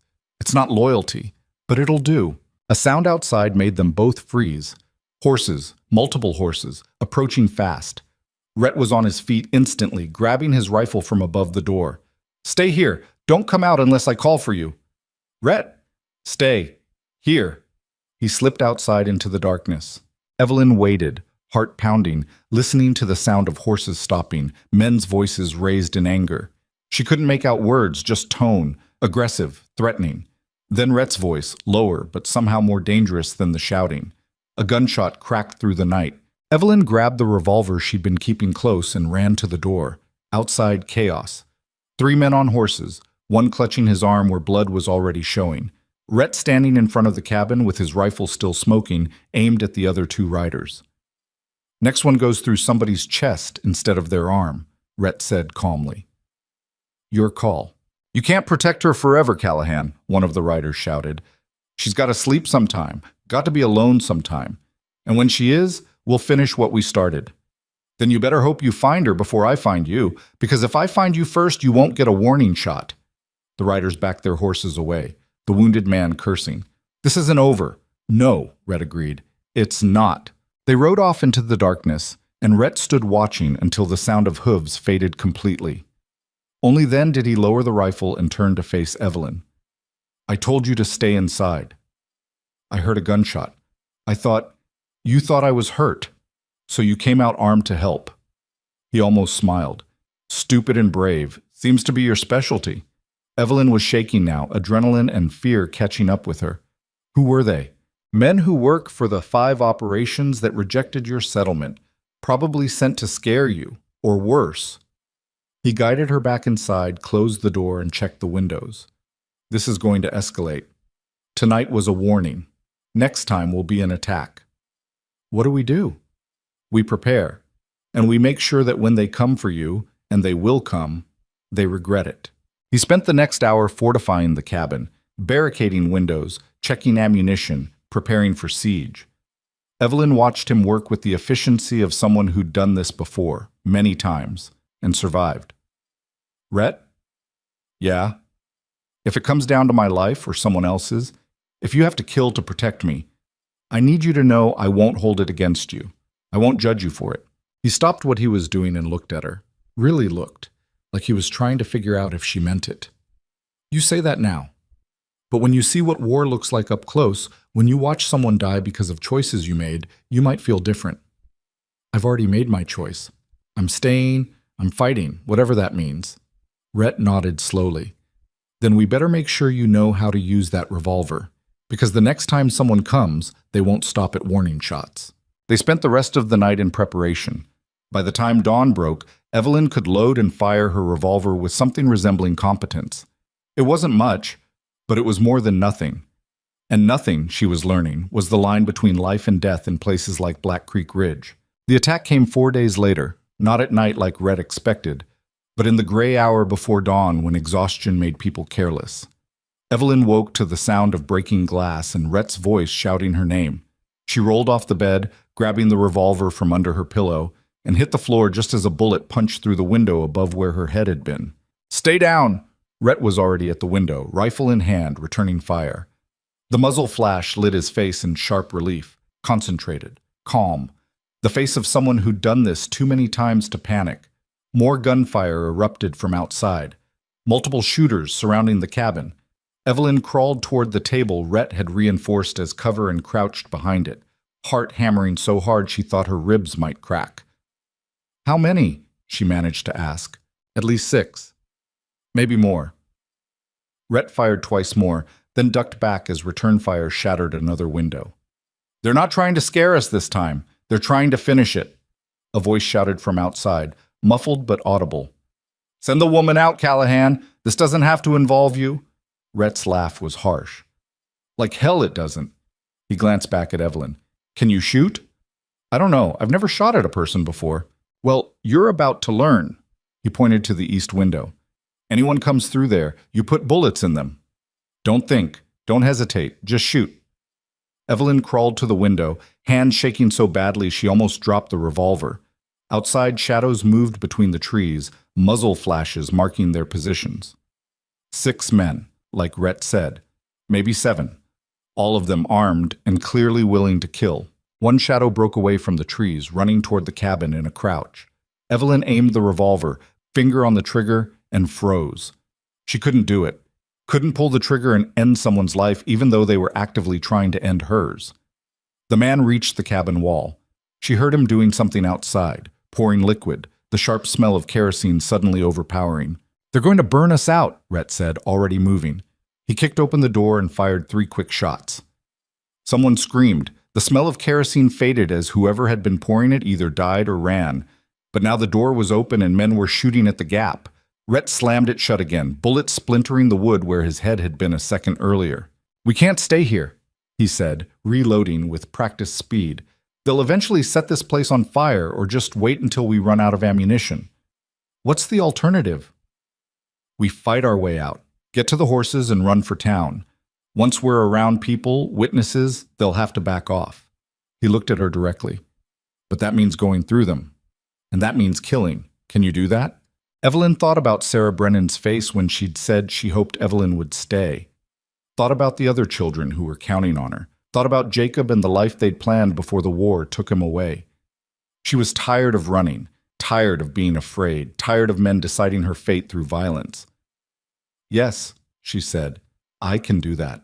Rhett nodded once, something like respect in his eyes. "On my signal, we go out the back window. You go first. I'll cover you. Don't stop moving no matter what you hear behind you. Get to my horse and wait for me there."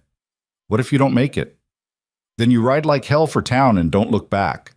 He moved to the back window, checking the area outside. "Ready?" Evelyn wasn't ready, would never be ready for this, but she nodded anyway. Rhett smashed out the remaining glass with his rifle butt and fired several shots into the darkness to clear a path. "Go! Now!" Evelyn threw herself through the window, hit the ground hard enough to knock the wind from her lungs, and scrambled to her feet. Behind her, gunfire exploded as Rhett laid down covering fire. She ran toward where the horses were tethered, expecting a bullet in the back with every step. A man appeared from her left, raising a rifle. Evelyn didn't think, just aimed and fired. The revolver kicked in her hand, the sound deafening. The man staggered but didn't fall. She'd missed or hit him somewhere non-fatal. He swung his rifle toward her. Another shot rang out and the man dropped, blood blooming on his chest. Rhett, still at the window, already moving to the next target. Evelyn reached the horses, fumbling with the tether rope. Her hands wouldn't work properly, shaking too hard. Behind her, more gunfire, men shouting, someone screaming. Finally, the rope came free. She grabbed the horse's mane and hauled herself up. No saddle, no time, just desperate need to be anywhere but here. Rhett appeared from the darkness at a dead run, pursued by 2 men. He spun, fired twice. Both men went down. Then he was swinging onto the horse behind Evelyn, wrapping one arm around her waist, taking the reins with the other. "Hold on!"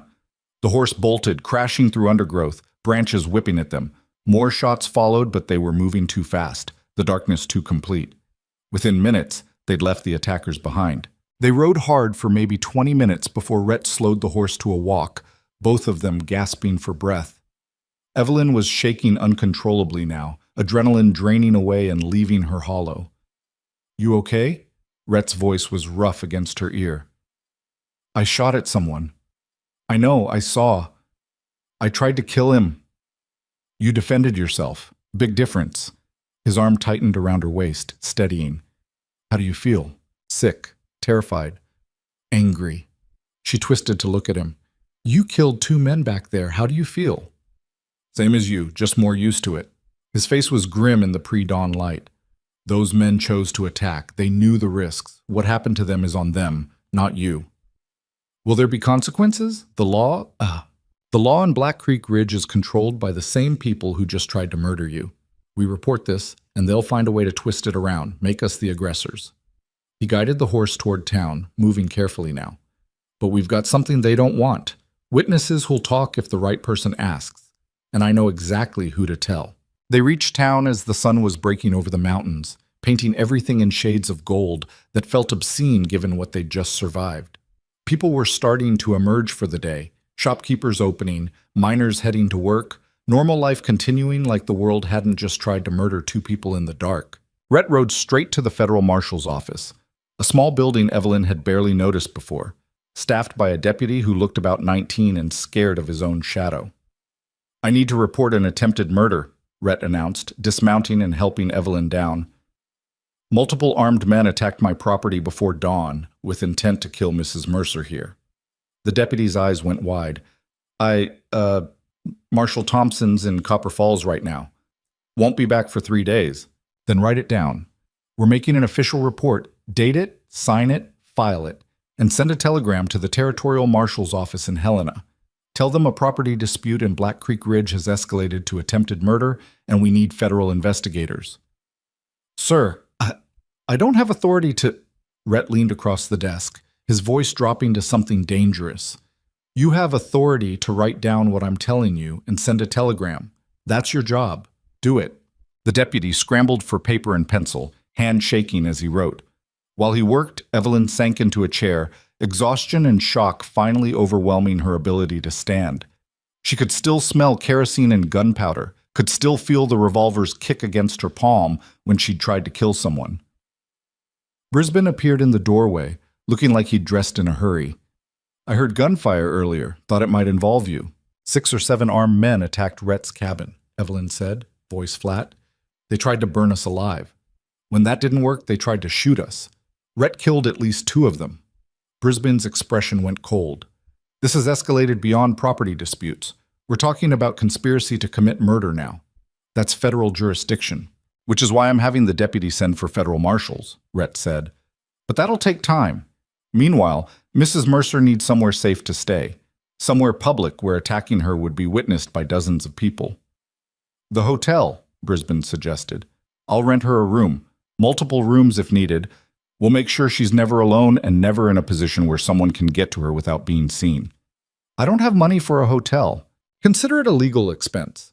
I'm billing it to your eventual settlement." Brisbane was already moving. "Come on, we'll get you situated, and then I'm calling an emergency town council meeting. The people who did this need to understand that murdering my client will bring federal consequences they can't escape." The hotel was nicer than anywhere Evelyn had stayed in years. Actual wallpaper, a real bed with clean sheets, a window that locked from the inside. Brisbane rented the room next door for himself and arranged for a rotation of townspeople to keep watch in the hallway. Not guards exactly, but witnesses. People who could testify if anything happened. Evelyn sat on the bed and stared at her hands. They'd stopped shaking, but she could still feel the revolver's weight, still see the man she'd shot at staggering backward. A knock on the door made her flinch. "It's Margaret," a woman's voice called. "I brought food and some clothes. Can I come in?" Evelyn opened the door. Margaret Pritchard stood there with a basket and a carpet bag, her face tight with anger. "I heard what happened. The whole town's heard by now. Someone attacked Rhett's place, tried to kill you both." She pushed past into the room. "James is at an emergency council meeting. I snuck out because I needed to say this to your face." "Say what?" "That I'm sorry. For pulling my daughter from your class. For not standing up to the people who were threatening you. For being a coward." Margaret set the basket down. "I knew something bad was building. Everyone knew. But we all told ourselves it wasn't our problem, wasn't our responsibility, and now people are dead because we didn't stop it when we could have. It's not your fault. Isn't it? Isn't it all of our faults for letting this happen? Margaret's voice cracked. You came here alone, grieving, just trying to teach children their letters. And we made you into an enemy because it was easier than admitting we'd been stealing from you for years.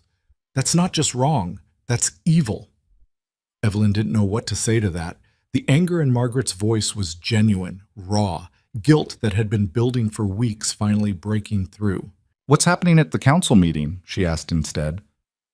Brisbane is demanding they identify who ordered the attack, threatening to bring federal charges against the entire council if they don't cooperate. Margaret pulled clothes from the bag. A dress, actually nice, probably one of her own.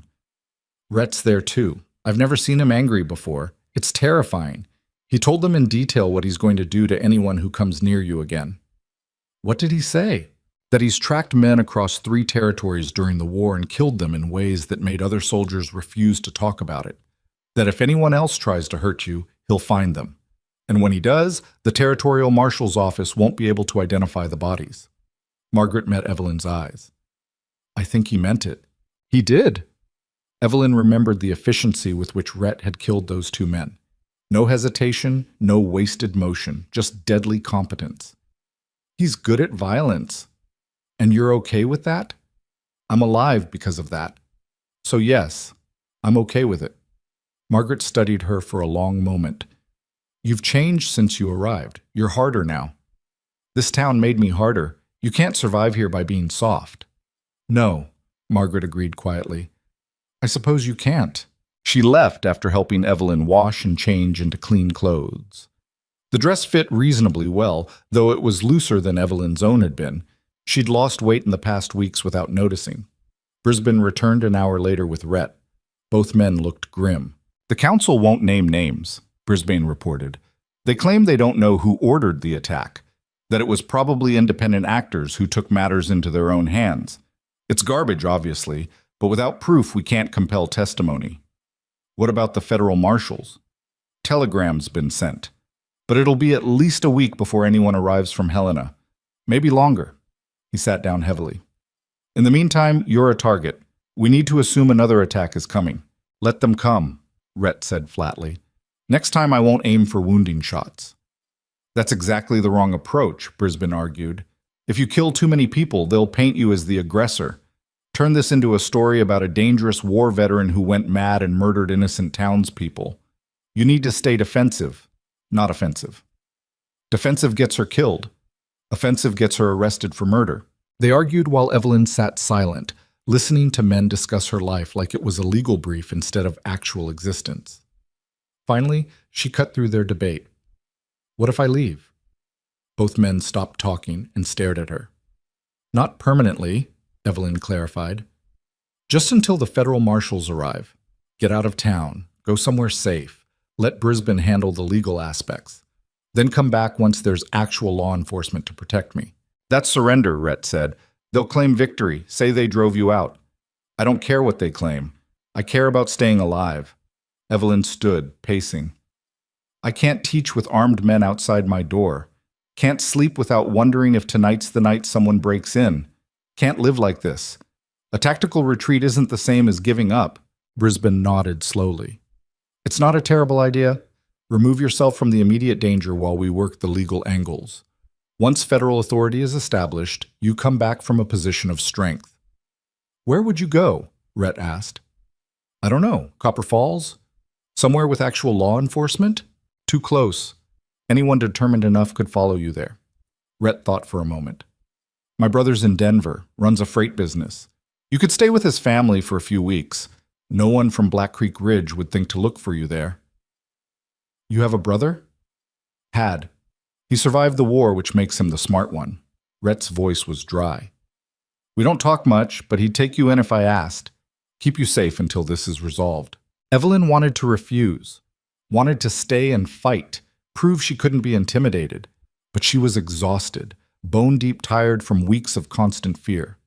Maybe retreat was the smart choice. Maybe living to fight another day was actually winning. Okay, she said finally. I'll go to Denver. But I'm coming back. This isn't over. No, Brisbane agreed. It's not, but it gives us time to build a proper legal case, and it keeps you alive while we do it. They spent the rest of the day making arrangements. Brisbane sent telegrams, bought a stage ticket, prepared documents. Rhett packed supplies for the journey with military efficiency. Evelyn said goodbye to her remaining students, promising Sarah Brennan she'd be back soon. You're really leaving? Sarah's eyes were wet. Just for a little while, until it's safe, but I will come back. I promise. Adults always say that, then they don't.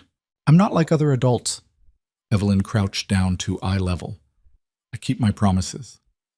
And I promise you, I'm coming back to finish teaching you mathematics and reading and everything else you need to know. Sarah hugged her fiercely, then ran out before Evelyn could see her cry. That night, Evelyn stayed in the hotel with Brisbane standing guard.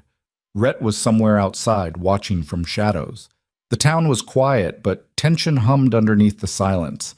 Everyone knew she was leaving tomorrow.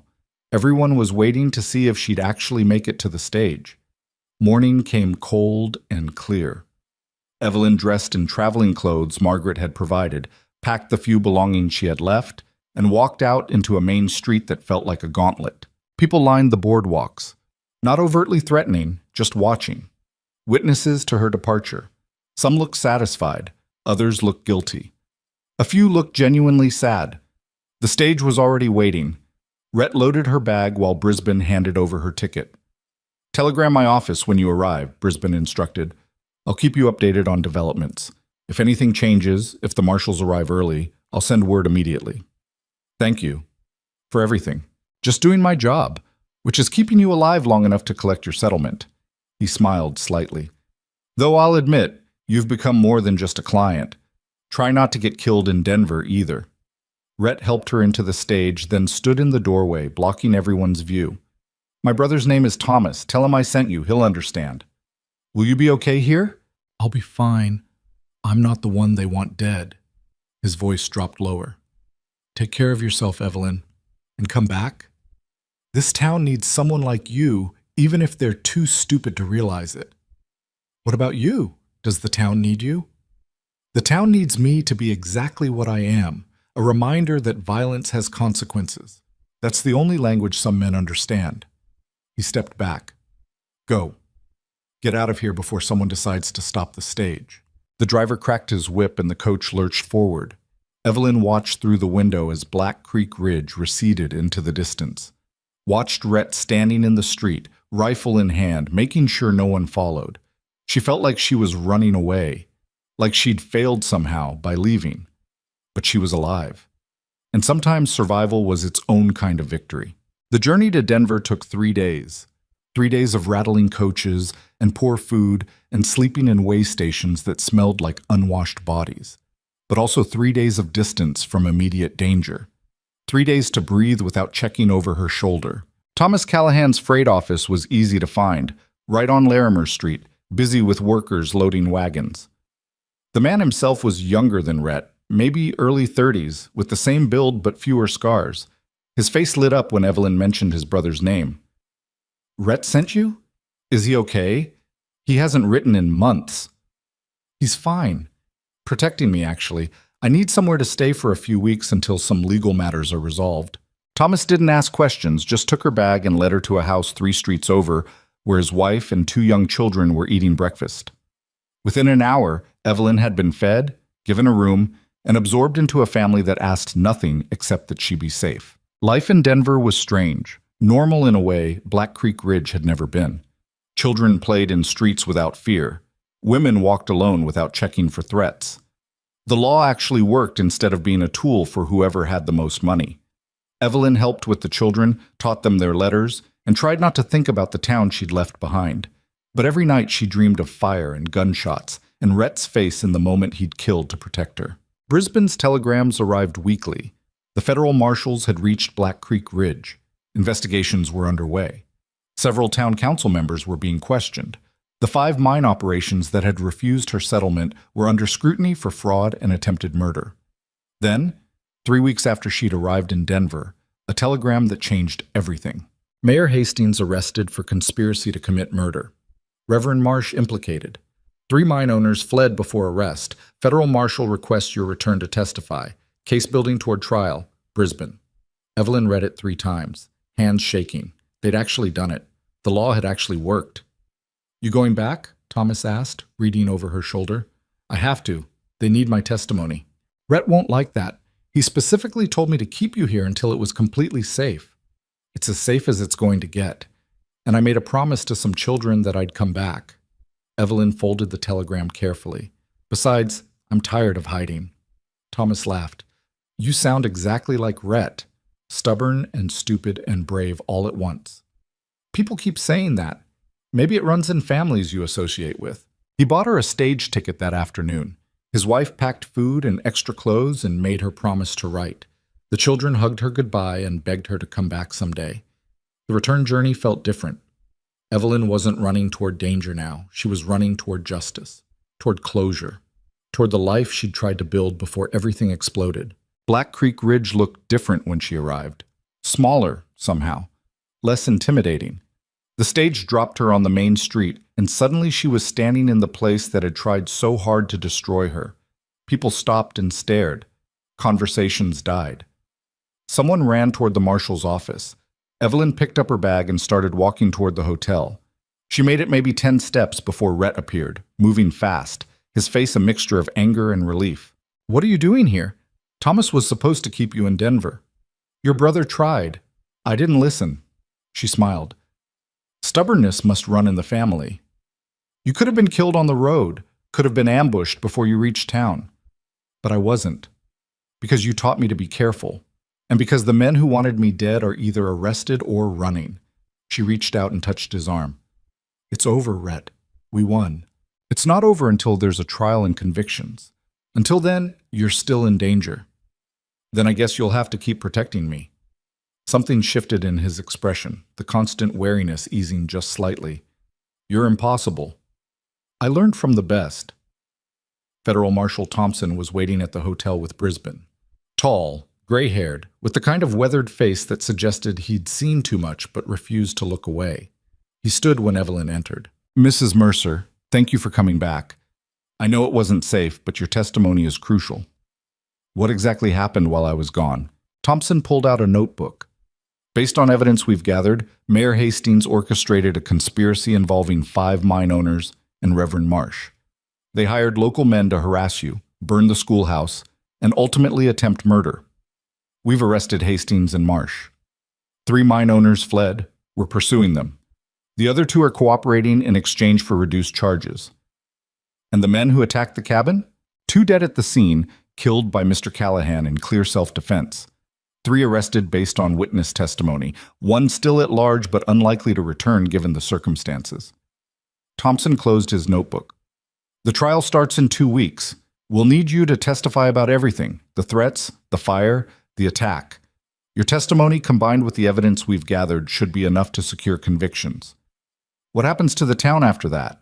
That's up to the people who live here. The corrupt leadership will be gone. The mining operations will be reorganized under legal ownership. Yours, if you choose to pursue it.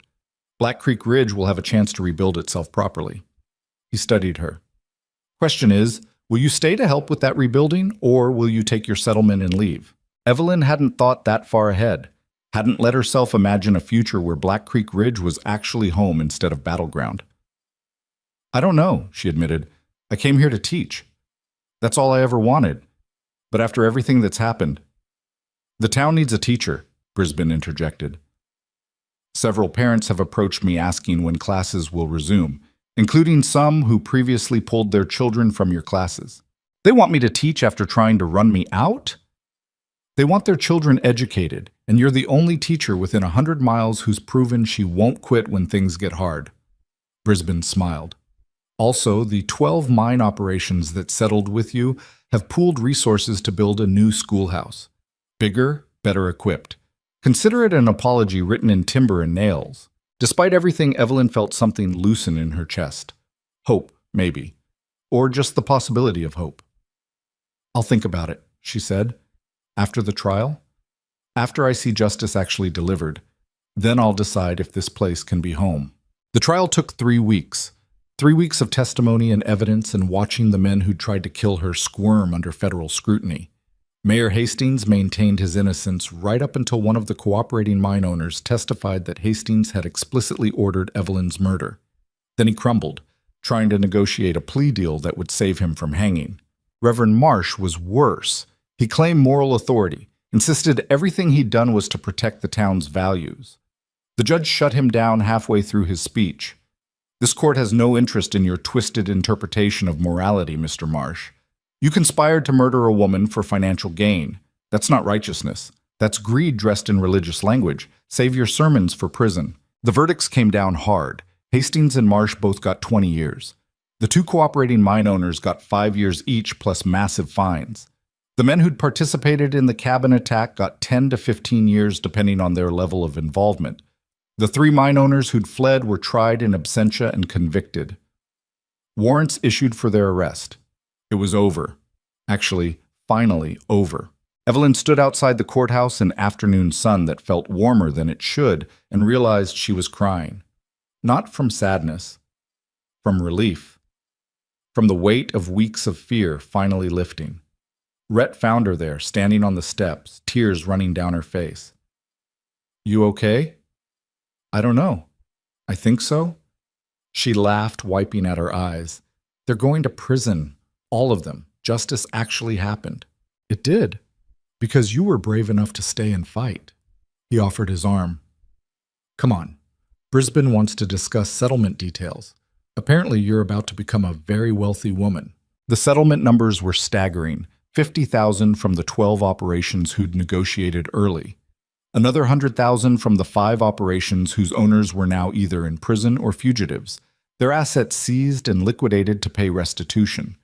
Plus court-ordered damages for the schoolhouse fire, the attack, emotional distress. Total comes to approximately $170,000, Brisbane said, laying out the paperwork. "Minus my fees and court costs, you're looking at roughly $150,000. That's enough to live comfortably for the rest of your life. Go anywhere. Do anything." Evelyn stared at the numbers. More money than she'd ever imagined having, more money than seemed real. "What if I wanted to stay here?" she asked quietly. "Use some of it to rebuild properly. The school, maybe other buildings. Help turn Black Creek Ridge into something better than it was." Brisbane looked surprised. Rhett looked like he'd expected exactly this. "That would be remarkably generous given how this town treated you," Brisbane said carefully. "Or remarkably stupid," Evelyn countered. "But I made promises to children here, and maybe I want to prove that you can take something broken and make it better. That you don't have to burn everything down to start over. You're serious about this?" "Completely." She signed the papers Brisbane put in front of her. "How much would it cost to build a proper school? Not just a building, a real academy with books and supplies and maybe a teacher's cottage that doesn't have gaps in the walls? Maybe 10,000 for something truly excellent. Do it and find out what other buildings the town needs. A proper medical clinic, maybe. A library." She was thinking out loud now, ideas coming faster than she could articulate them. This money came from the land here. Seems right to use it to build something that benefits everyone. After Brisbane left to start making arrangements, Rhett sat across from her, studying her face. "You really want to stay here? After everything?" "I think I do. This place tried to kill me and failed. Now I get to help remake it into something that wouldn't try to kill the next person who threatens the status quo." She met his eyes. "What about you? Will you stay?" "My cabin's gone, burned by the men who attacked us." "So build a new one, or—" She hesitated. "Or don't live in the mountains alone anymore. Come down. Be part of the town you helped save." "I'm not a town person." "You weren't a protector person either until you decided to be." Evelyn reached across the table, taking his hand.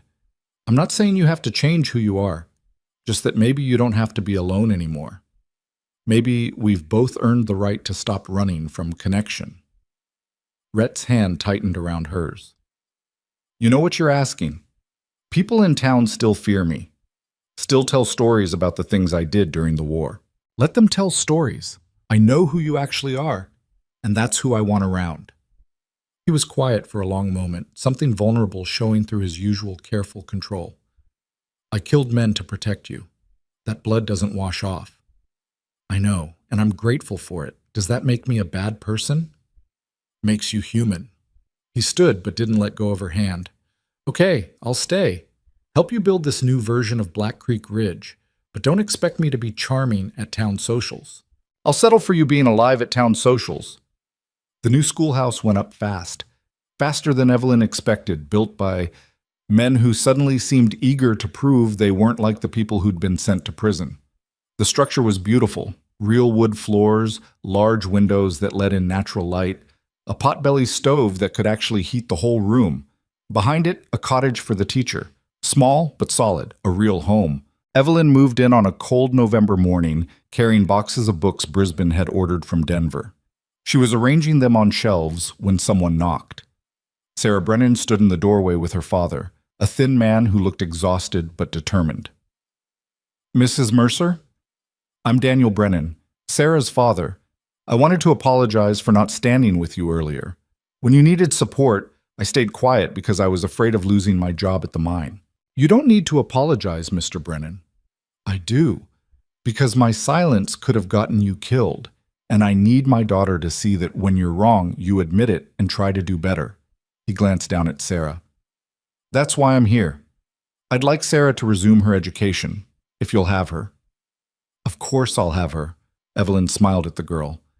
Classes start Monday, and I promise this time I won't disappear. Other parents came throughout the day. Some apologetic, some defensive, all of them wanting their children back in school. By evening, Evelyn had 26 students enrolled, almost as many as she'd started with. Progress. Slow, imperfect, but real. That night, Rhett came by with supplies for the cottage. He'd been working on his own place, not in the mountains this time, but on the edge of town where he could see both the wilderness and the community. Town council wants to make you an official marshal, he said, unloading firewood. Part-time position. Keep the peace, handle disputes. What did you tell them? That I'd think about it. Not sure I'm suited for law enforcement. You kept me alive when actual law enforcement couldn't. Seems like you're suited enough. He smiled slightly. That was personal. This would be professional. Different standards. Maybe. But the town needs someone who isn't afraid to stand up to powerful men. Someone who's already proven he will. Evelyn moved closer. Take the job, Rhett. Help me make this place better.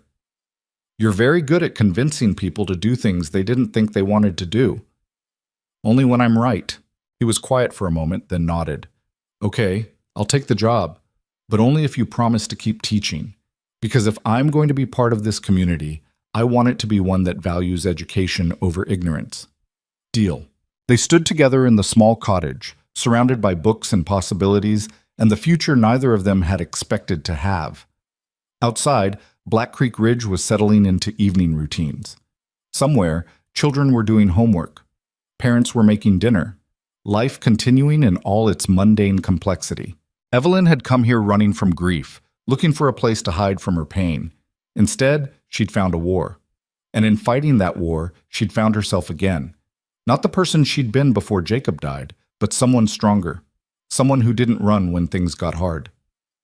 Thank you, she said quietly, for everything you did, for keeping me alive. Thank you for giving me a reason to, Rhett replied. I'd forgotten what it felt like to care about something beyond survival. They'd both been broken when they met, both running from violence and grief. But somehow, together, they'd managed to build something new from the wreckage. Not a perfect story, not smooth or easy, just real, just human. And that, Evelyn thought, was worth more than any amount of silver pulled from the ground. Winter came early that year, blanketing Black Creek Ridge in snow that transformed the rough mining town into something almost beautiful. Evelyn watched from her cottage window as children threw snowballs in the street, their laughter carrying on the cold air. 6 months ago, she'd been sleeping with a revolver under her pillow, expecting every night to be her last. Now she was planning Christmas lessons and wondering if the stove would keep the schoolhouse warm enough during the coldest months. Progress was slow. Some families still wouldn't send their children to her classes, too much pride, too much resentment about the settlements their employers had been forced to pay. But 26 students had become 32, then 38. Word was spreading to outlying ranches and homesteads that Black Creek Ridge had a real school now, with a real teacher who wouldn't quit when things got difficult. Rhett had taken the marshal position, though he insisted on calling it temporary even after 3 months. Evelyn watched him navigate town politics with the same careful precision he'd used tracking enemies during the war. He didn't make friends easily, but he made people feel safe. That counted for more than charm in a place still rebuilding trust. On a Thursday morning in December, Margaret Pritchard showed up at the schoolhouse with her daughter Lily, and an expression that suggested she'd been arguing with herself for weeks. "I'd like to re-enroll Lily," she said without preamble. "If you'll take her. I know I don't deserve consideration after pulling her out, but of course I'll take her." Evelyn knelt down to smile at the girl. "Welcome back, Lily. We're working on multiplication tables this week. Think you can catch up?" Lily nodded shyly, and Margaret's eyes went suspiciously bright. "Thank you," Margaret whispered. "James is furious with me for coming here, but I don't care anymore. Lily deserves better than growing up thinking women should stay quiet when men do terrible things. She'll learn more than multiplication here," Evelyn promised. "She'll learn that standing up for what's right matters more than keeping the peace." After Margaret left, Sarah Brennan appeared at Evelyn's desk during recess, her face serious in the way only 8-year-olds could manage when they had something important to say. "Mrs. Mercer, are you going to marry Mr. Callahan?" Evelyn nearly dropped the chalk she was holding. "What makes you ask that?" "Because he's always here, walking you home, fixing things in the cottage, sitting in the back during lessons like he's guarding you. My pa says Mr. Callahan looks at you the way he used to look at my ma before she died." Sarah tilted her head. "So are you?" "I don't know, Sarah. We haven't discussed it." "You should. He's lonely, and you're lonely, and you make each other less lonely. That seems like a good reason to get married." Out of the mouths of children, Evelyn thought, 8 years old and already understanding what some adults spent lifetimes avoiding. "I'll think about it," she said, which made Sarah grin like she'd solved a difficult equation. That evening, Rhett came by the cottage as he did most evenings, ostensibly to check the locks and make sure the stove was working properly. Really, Evelyn suspected, because being alone in his half-finished house was harder than he wanted to admit. "Sarah Brennan asked me today if we're getting married," Evelyn said while making coffee. Rhett froze in the act of adding wood to the stove. "What did you tell her?" "That we haven't discussed it." "Have we been discussing it without me noticing?" "Not directly, but we've been circling it for months." Evelyn handed him a cup. "You're here almost every night. Half your clothes are in my spare room. The town already assumes we're together even if we haven't made it official." "Official means expectations, promises. I'm not good at those. You kept me alive through attempted murder. You helped rebuild a school. You took a job you didn't want because the town needed you. You're better at promises than you think." Rhett sat at her small table, staring into his coffee like it held answers. "I watched my friends die because they made promises. To their families, to the army, to each other. Those promises got them killed. For 5 years I told myself the only way to survive was to not promise anything to anyone. And now? Now I don't know what I'm doing. I care about you. More than I thought I was capable of caring about anyone. But caring about things in my experience leads to losing them." He looked up, and the vulnerability in his face was almost painful to witness. "What if I'm not enough? What if you realize you could have done better than a scarred-up tracker who's more comfortable with violence than conversation?" Evelyn sat across from him, taking his hands. "I don't want better. I want you. The man who watched over me from ridges before I knew he existed, who taught me to shoot because he knew I'd need to defend myself, who killed to protect me and carries that weight without complaint." She squeezed his hands. "You're not broken, Rhett. You're just someone who survived things that should have destroyed you.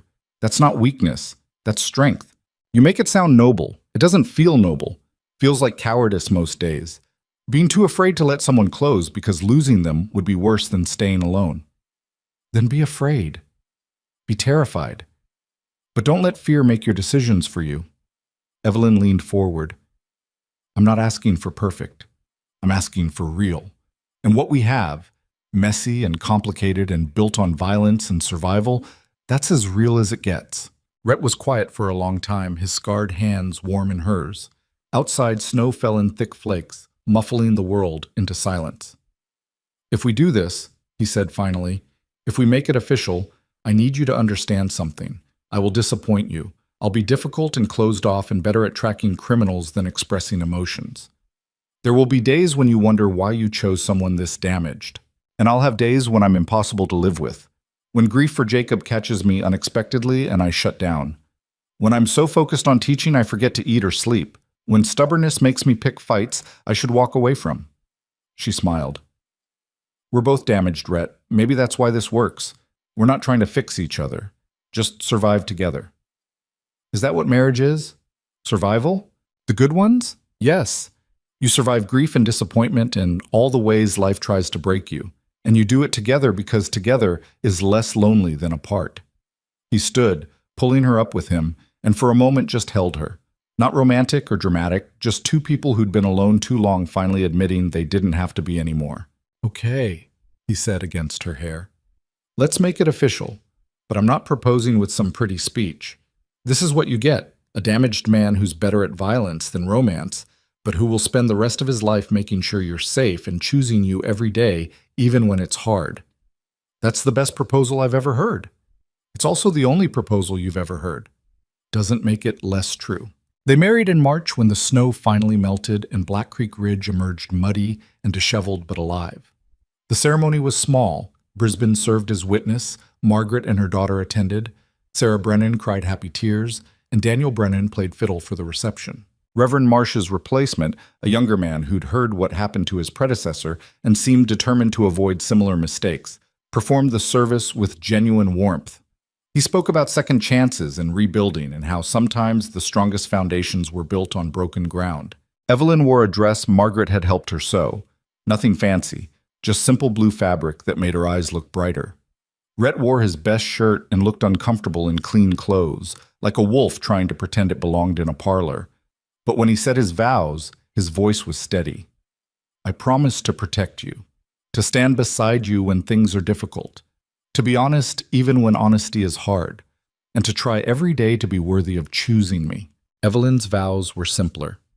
I promise to stay, to build a life with you, to not run when things get scary, and to remind you on your worst days that you're better than you think you are. They were promises born from violence and survival, not poetry, but they were real. And real was what mattered. The reception was held in the new schoolhouse, which had enough space for maybe 50 people. Twice that many showed up, miners and shopkeepers and ranchers who'd watched Evelyn fight for her life and earned their grudging respect. Not everyone was happy about the marriage.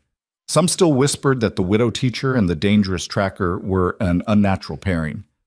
Let them whisper, Evelyn thought. She'd survived worse than gossip. James Pritchard approached during the dancing, looking uncomfortable. Mrs. Callahan? Or is it still Mrs. Mercer for teaching purposes? Either works. What can I do for you, Mr. Pritchard? I wanted to apologize for my part in what happened. I knew the mayor was planning something against you, and I stayed quiet because I was afraid of losing my position on the council. He twisted his hat in his hands. That was cowardly. I should have stood up for what was right. You're standing up now. That counts for something. My daughter-in-law says you're a better person than I deserve teaching my granddaughter. Margaret's right about most things. Evelyn softened her tone. But I'm not interested in punishing people for past mistakes, Mr. Pritchard. I'm interested in building something better going forward. If you want to be part of that, you're welcome to try. He nodded, relief evident on his face, and moved away. Margaret caught Evelyn's eye from across the room and mouthed, "Thank you." The party went late into the night. Daniel Brennan's fiddle was joined by a guitar and a harmonica, creating music that was more enthusiasm than skill, but perfect for the occasion. Children ran wild, hopped up on cake. Adults drank and danced, and for a few hours forgot about the hardness of frontier life. Rhett didn't dance, but he stood at the edge of the crowd with Evelyn, his hand resting on the small of her back, watching the town celebrate. You did this, he said quietly, turned a place that tried to kill you into something resembling community. We did this. You were the one who made them afraid enough to negotiate instead of just murdering me. Fear's not community. No, but it's a foundation. People respected my rights because they feared the consequences of not respecting them. That gave us time to build actual trust. She leaned into him. Fear and respect aren't opposites. Sometimes fear is how respect begins. Sarah appeared at their side, tugging on Evelyn's sleeve. Mrs. Callahan, will you still be our teacher now that you're married? Of course, why wouldn't I be? Mama used to say married ladies don't work. They stay home and have babies. Evelyn knelt down. Some married ladies do that, and that's fine. But some married ladies keep working because they love what they do. I love teaching. Marriage doesn't change that. So you're not going to have babies? Maybe someday. But even if I do, I'll still teach. Women can do more than one thing, Sarah. Don't let anyone tell you otherwise. The girl nodded seriously, then ran off to tell her friends this revelation. Rhett helped Evelyn to her feet. You're going to raise a generation of women who don't accept limitations. That's the plan. The world changes one classroom at a time. They left the party around midnight, walking back to the cottage through streets that were finally quiet. Behind them, the schoolhouse glowed with lamplight and laughter. Ahead, their home waited. It wasn't much. A small cottage with barely enough room for 2 people, let alone the life they were trying to build. But it was theirs, earned through survival and stubbornness, and refusing to let violence have the final word.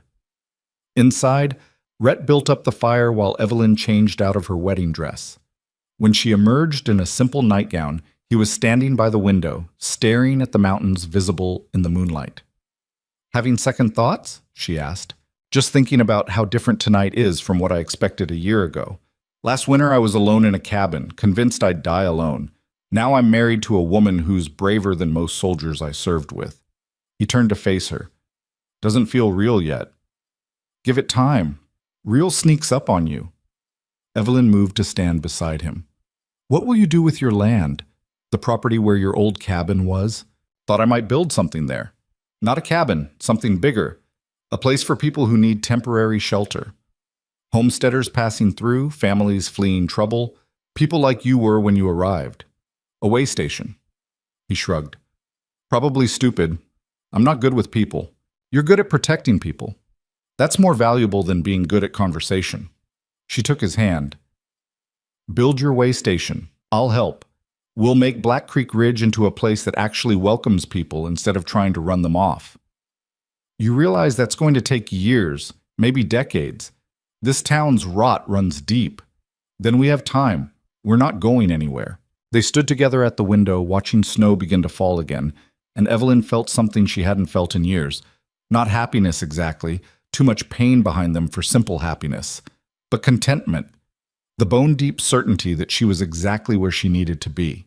The following months brought challenges that tested their fragile new life. In April, one of the mine owners who'd fled before trial was captured in California and brought back for sentencing. His arrest triggered threats from supporters who still believed Evelyn had destroyed an honest man's life out of greed. Someone painted thief across the schoolhouse wall. Rhett caught them the next night and made it very clear that property destruction would be met with legal consequences and possibly broken bones. The vandalism stopped. In June, a territorial inspector arrived to verify the mining operations were following their new legal agreements. He spent 2 weeks auditing books and interviewing workers. His report praised Evelyn's restraint and fairness in negotiating settlements that could have bankrupted the entire valley. The report got published in newspapers as far as Denver, turning Evelyn into something she'd never wanted to be, a symbol. Letters arrived from other women in other territories, asking for advice on how to stand up to men who controlled their communities through intimidation. Evelyn tried to answer them honestly, explaining that survival wasn't about being fearless. It was about being too stubborn to quit, even when quitting made sense. You're becoming famous, Brisbane said during one of his visits. I've had 3 newspapers ask for interviews. A publisher in New York wants you to write a book about your experiences. I'm not writing a book. I'm teaching children their multiplication tables. You could do both. Your story matters, Evelyn. Women need to know it's possible to fight back and win. Women need to know it's possible to fight back and survive, she corrected. Winning is secondary to not dying. That's the real lesson. But she agreed to one interview with a female journalist from a San Francisco newspaper. The resulting article painted Evelyn as a frontier hero who'd single-handedly taken down corruption and rebuilt a community. It was flattering and mostly inaccurate. They left out the part where I was terrified every single day, Evelyn complained to Rhett after reading the piece. Made it sound like I had some grand plan instead of just stumbling through each crisis as it happened. People don't want complicated truth. They want simple heroes. Rhett was cleaning his rifle at the table, a weekly ritual. Let them have their version. You know what actually happened. That's what matters. Does it bother you that they barely mention you in the article? You're the reason I survived. I don't need credit. I need you alive and the town functional. Both of those are true, so I'm content. By autumn, Black Creek Ridge had transformed in ways subtle but significant. The new marshal, a young man Rhett had trained who actually smiled at people, was handling most day-to-day law enforcement. The town council had 3 new members who hadn't been involved in the previous corruption. The miners were organizing into a proper union with legal representation, and the school had expanded. Evelyn now had 47 students and had hired a second teacher, a woman from Chicago who'd heard about the position and traveled west specifically because she wanted to work somewhere that valued education over social status. This is what winning actually looks like, Margaret said one afternoon while watching the children pour out of the schoolhouse for recess. Not dramatic or perfect, just better than it was. Better is good enough, Evelyn agreed. Perfect is a fantasy. Better is achievable. The second winter brought its own trials. Rhett's way station was finished and immediately needed. A family of homesteaders whose wagon had broken down stayed for 2 weeks while repairs were made. A woman fleeing an abusive husband hid there for a month until relatives could come collect her. A group of miners who'd been cheated by their employer used it as temporary shelter while Brisbane helped them file legal complaints. The way station became a symbol of what Black Creek Ridge could be, a place that protected vulnerable people instead of exploiting them. Not everyone appreciated the change. Some of the old guard still grumbled that Evelyn had ruined a good town with her meddling, that women should know their place, that outsiders bringing modern ideas would destroy traditional values. Let them grumble, Evelyn thought. The children she was teaching would grow up in a different world, a world where women owning property wasn't scandalous, where workers had legal protections, where education was valued over ignorance. Change didn't happen in dramatic moments. It happened in classrooms and conversations and small daily choices to be better than you were yesterday. One evening in late December, almost exactly a year after their wedding, Evelyn told Rhett she was pregnant. They were sitting by the fire in their cottage, exhausted after a long day. She'd been feeling sick for weeks but had attributed it to stress and bad food. When the doctor confirmed otherwise, she'd spent hours figuring out how to break the news. "I'm pregnant," she said simply, because there was no gentle way to deliver information that would change everything. Rhett went very still, set down the book he'd been reading, stared at her like she'd spoken a foreign language. "Pregnant," he repeated. "About 3 months along, the doctor thinks, which means a summer baby." "A baby?" He still looked stunned. "We're having a baby. Is that okay? I know we never discussed it. I know you have concerns about bringing children into a life that's been as violent as ours. It's more than okay." His voice cracked slightly. "It's terrifying and wonderful, and I have no idea how to be a father, but yes, it's okay." He crossed the room and pulled her into his arms, holding her like she was something precious that might break. Evelyn felt him shaking and realized he was crying, silent tears that he probably hoped she wouldn't notice. "I never thought I'd have this," he whispered. "A family. A real life. Something worth protecting that wasn't just survival. You have it now. We both do." They stayed like that for a long time, holding each other while snow fell outside and the fire crackled and the future they'd been too afraid to imagine became real. The pregnancy was difficult. Evelyn taught through morning sickness and exhaustion, determined not to let her students fall behind. Margaret stepped in to help, teaching lessons when Evelyn was too ill to stand. The other teacher, a woman named Caroline, took over the older students' classes entirely. "You need to rest," Rhett insisted after finding Evelyn collapsed at her desk one afternoon. "The baby needs you healthy. The students need me teaching. The students need you alive. There's a difference." She finally agreed to reduce her hours, teaching only mornings and letting Caroline handle afternoons. It felt like failure, even though everyone insisted it was reasonable. Evelyn had spent so long defining herself through work that stepping back felt like losing part of her identity. "You're not just a teacher," Rhett reminded her during one of her frustrated moments. "You're also going to be a mother. That's not less important." "I know, but I worked so hard to build something here. I don't want to lose it." "You won't. The school will be fine. The town will be fine. You need to be fine too. The baby came in July during a heat wave that made everyone miserable. The labor was long and painful, and Evelyn understood why women died from childbirth. It felt like dying. But eventually, after 18 hours that seemed eternal, a baby boy arrived screaming his displeasure at being forced into the world. They named him Jacob Daniel Callahan. Jacob for Evelyn's late husband, Daniel for Sarah Brennan's father, who'd become a friend and supporter. Rhett held his son with the careful terror of someone who'd spent years destroying things and suddenly had something fragile to protect. He's so small. He'll grow. Evelyn was exhausted but couldn't stop staring at the baby's face.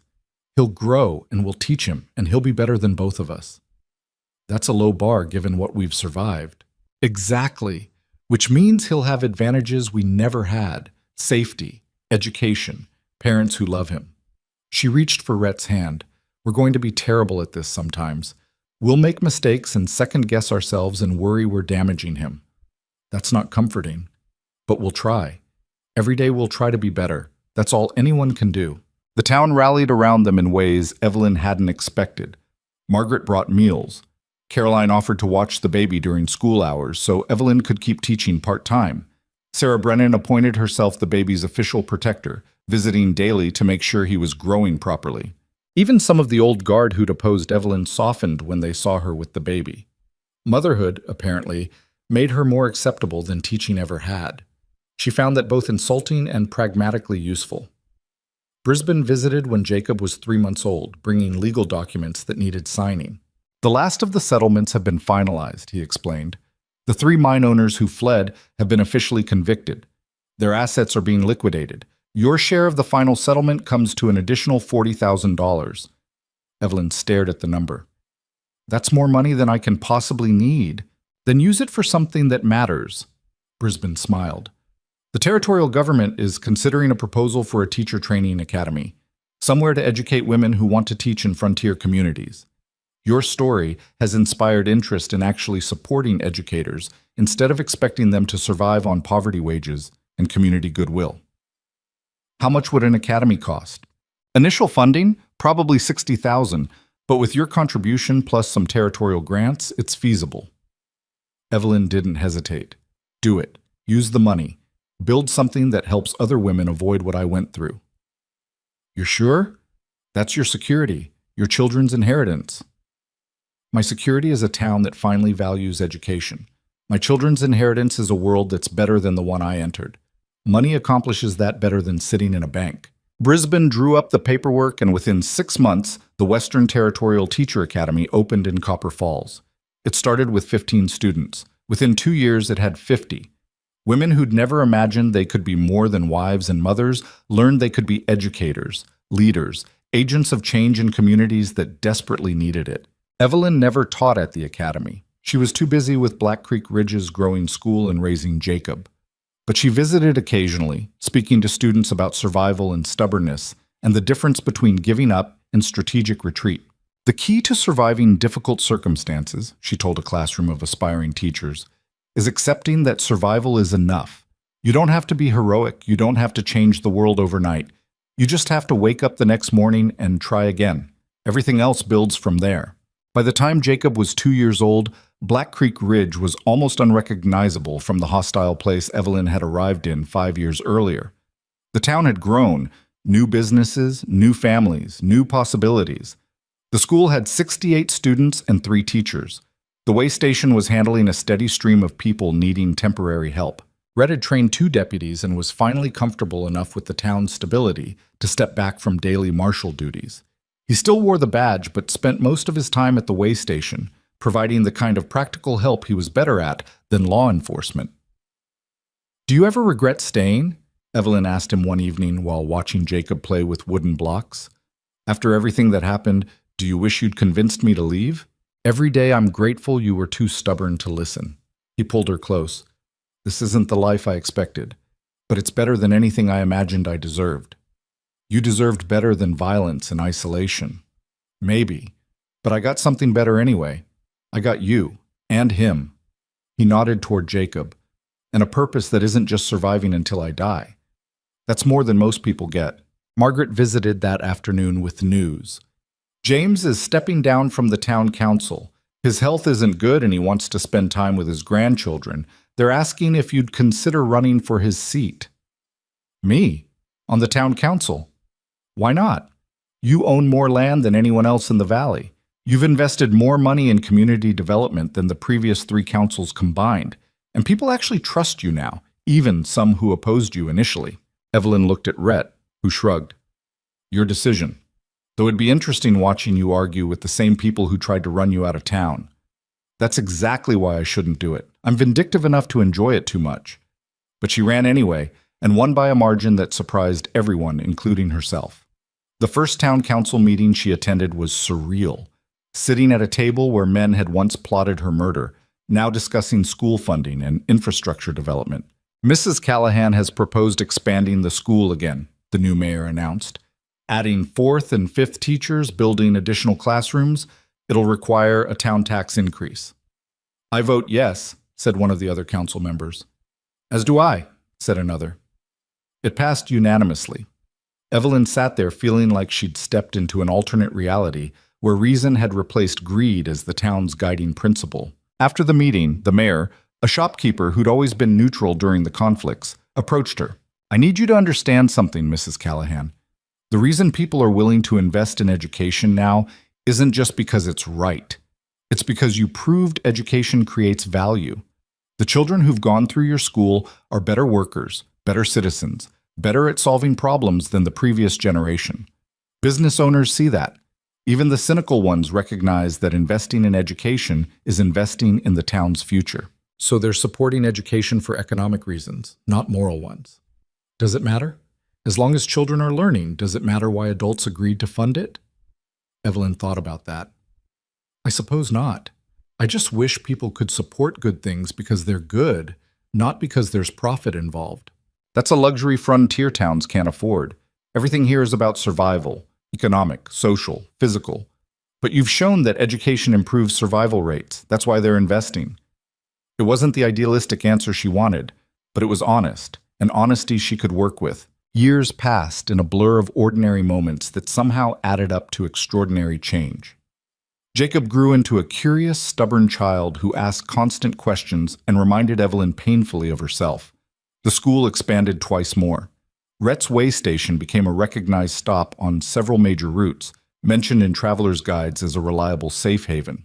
Evelyn gave birth to a daughter they named Claire, after no one in particular, just a name they both liked that didn't carry the weight of memory. Claire was easier than Jacob had been, quieter, more observant. She watched everything with serious eyes and spoke in complete sentences by age 2. Margaret's granddaughter Lily became one of Evelyn's best students, showing talent for mathematics that eventually earned her a spot at the Teacher Academy. She returned to Black Creek Ridge after graduation and became the school's 4th teacher, specializing in advanced mathematics and sciences. You created this, Margaret said, watching her granddaughter teach a geometry lesson. A girl from this town, educated here, becoming a teacher herself. That's generational change. That's what winning actually looks like, Evelyn replied. Not dramatic transformation, just people being slightly better than their parents were, giving their children slightly better opportunities. Enough of that over time, and you get real progress. By the time Evelyn was 35, Black Creek Ridge had been reorganized as an official township with full territorial recognition. The population had tripled. The school had over 100 students and 6 teachers. The mining operations were unionized and operating under fair labor agreements. And Evelyn Mercer Callahan was serving her 2nd term on the town council while teaching part-time and raising 2 children who'd never known hunger or fear or the particular terror of being unwanted. Do you think about the early days? Rhett asked one evening while they sat on their porch watching the sunset. Jacob and Claire were playing in the yard, arguing about some game with rules only they understood. The fire, the attacks, all of it? Sometimes. Usually when I'm having a difficult day and need to remind myself I've survived worse. Evelyn leaned against him. Do you? More than I'd like, but differently now. Used to think about it with regret. All the violence, the men I killed, the damage I did. Now I think about it as the cost of building this. He gestured toward their children, their home, the town visible in the distance. Not proud of what I had to do, but I understand why it was necessary. We were both different people then. We were people trying not to die. Now we're people trying to live. Big difference. Evelyn thought about that. The distance between surviving and living, and how she'd somehow crossed from one to the other without noticing the exact moment it happened. "I'm glad you stayed," she said quietly. "I'm glad you chose to protect me instead of just watching from the ridges. I'm glad you were too stubborn to leave. Saved me from having to die alone on that mountain." They sat together in comfortable silence, watching their children play, and Evelyn felt something she'd spent years chasing finally settle in her chest. Peace. Not the absence of struggle. There would always be struggles, but the presence of purpose, connection, and the bone-deep certainty that she'd built something worth the pain it had cost. The wilderness hadn't destroyed her like she'd feared when she first arrived. It had forged her into someone stronger, someone who could stand in fire and emerge still standing, someone who could take a broken town and help rebuild it into something resembling community. And that, Evelyn thought while watching the sun paint the mountains gold, was the real victory. Not the money or the settlements or even the justice. The victory was surviving long enough to see that survival had been worth it, that the life on the other side of violence and fear was actually worth living. "Mama," Claire called from the yard. "Jacob says mountains are alive. Tell him he's wrong." "Mountains aren't alive in the way people are," Evelyn called back. "But they're always changing, always moving, so maybe alive in a different way." "See?" Jacob crowed. "I told you." "That's not what she said," Rhett chuckled. "They argue like you do, passionately, and about things that don't matter. Everything matters when you're 7 and 5. They'll figure out priorities eventually." "Will they?" "You still argue about everything. I've just refined my priorities. Now I argue about things that actually matter, like education funding and fair wages. And whether coffee should be made strong or reasonable. That matters too." They watched their children argue and play and grow up in a town that, while imperfect, was better than it had been. Better than it might have been if Evelyn had quit when quitting made sense. The story could have ended differently. Should have ended differently if statistics and probability had any say. A widow alone in a hostile town usually didn't survive, let alone thrive. But Evelyn had been stubborn enough to refuse the usual ending, had fought hard enough to write a new one. And in doing so, she'd learned something important, that strength wasn't about never being afraid. It was about being afraid and acting anyway. That courage wasn't the absence of fear, but the refusal to let fear make your decisions. She'd come to Black Creek Ridge, running from grief, hoping the wilderness would let her disappear into anonymous teaching. Instead, she'd been forced to fight for her life, her property, and her right to exist in a space that didn't want her. The fighting had nearly killed her, but it had also transformed her into someone who wouldn't be killed easily. Someone who could look at violence and corruption and injustice and say, "No, not here, not anymore." That was the real lesson, she thought. Not that good always triumphed or that justice was guaranteed, but that ordinary people could become extraordinary when circumstances demanded it. That a grieving widow and a damaged tracker could somehow build a life worth living from the wreckage of everything they'd lost. The sun dipped below the mountains, painting the sky in shades of purple and gold. Somewhere in town, lamps were being lit. Families were sitting down to dinner. Children were being tucked into bed. Life continuing in all its mundane, precious complexity. Evelyn stood, pulling Rhett up with her. "Come on. Time to get these two inside before they discover a new thing to argue about." "You mean before Claire bites Jacob again?" "She only bit him twice. She's learning impulse control. She's 5. Impulse control at that age is knowing not to bite hard enough to draw blood." They herded their children inside, into warmth and lamplight and the ordinary chaos of family life. And as Evelyn helped Claire wash for dinner while Rhett negotiated with Jacob about eating vegetables, she realized this was what winning looked like. Not perfect, not smooth, just real people trying their best and occasionally succeeding. Building a future one stubborn choice at a time, refusing to let the past dictate what came next. The widow nobody wanted had become someone the town needed. The dangerous tracker had become a protector. Together, they'd taken a place built on greed and violence and slowly, painfully, imperfectly, transformed it into something resembling home. And that was enough.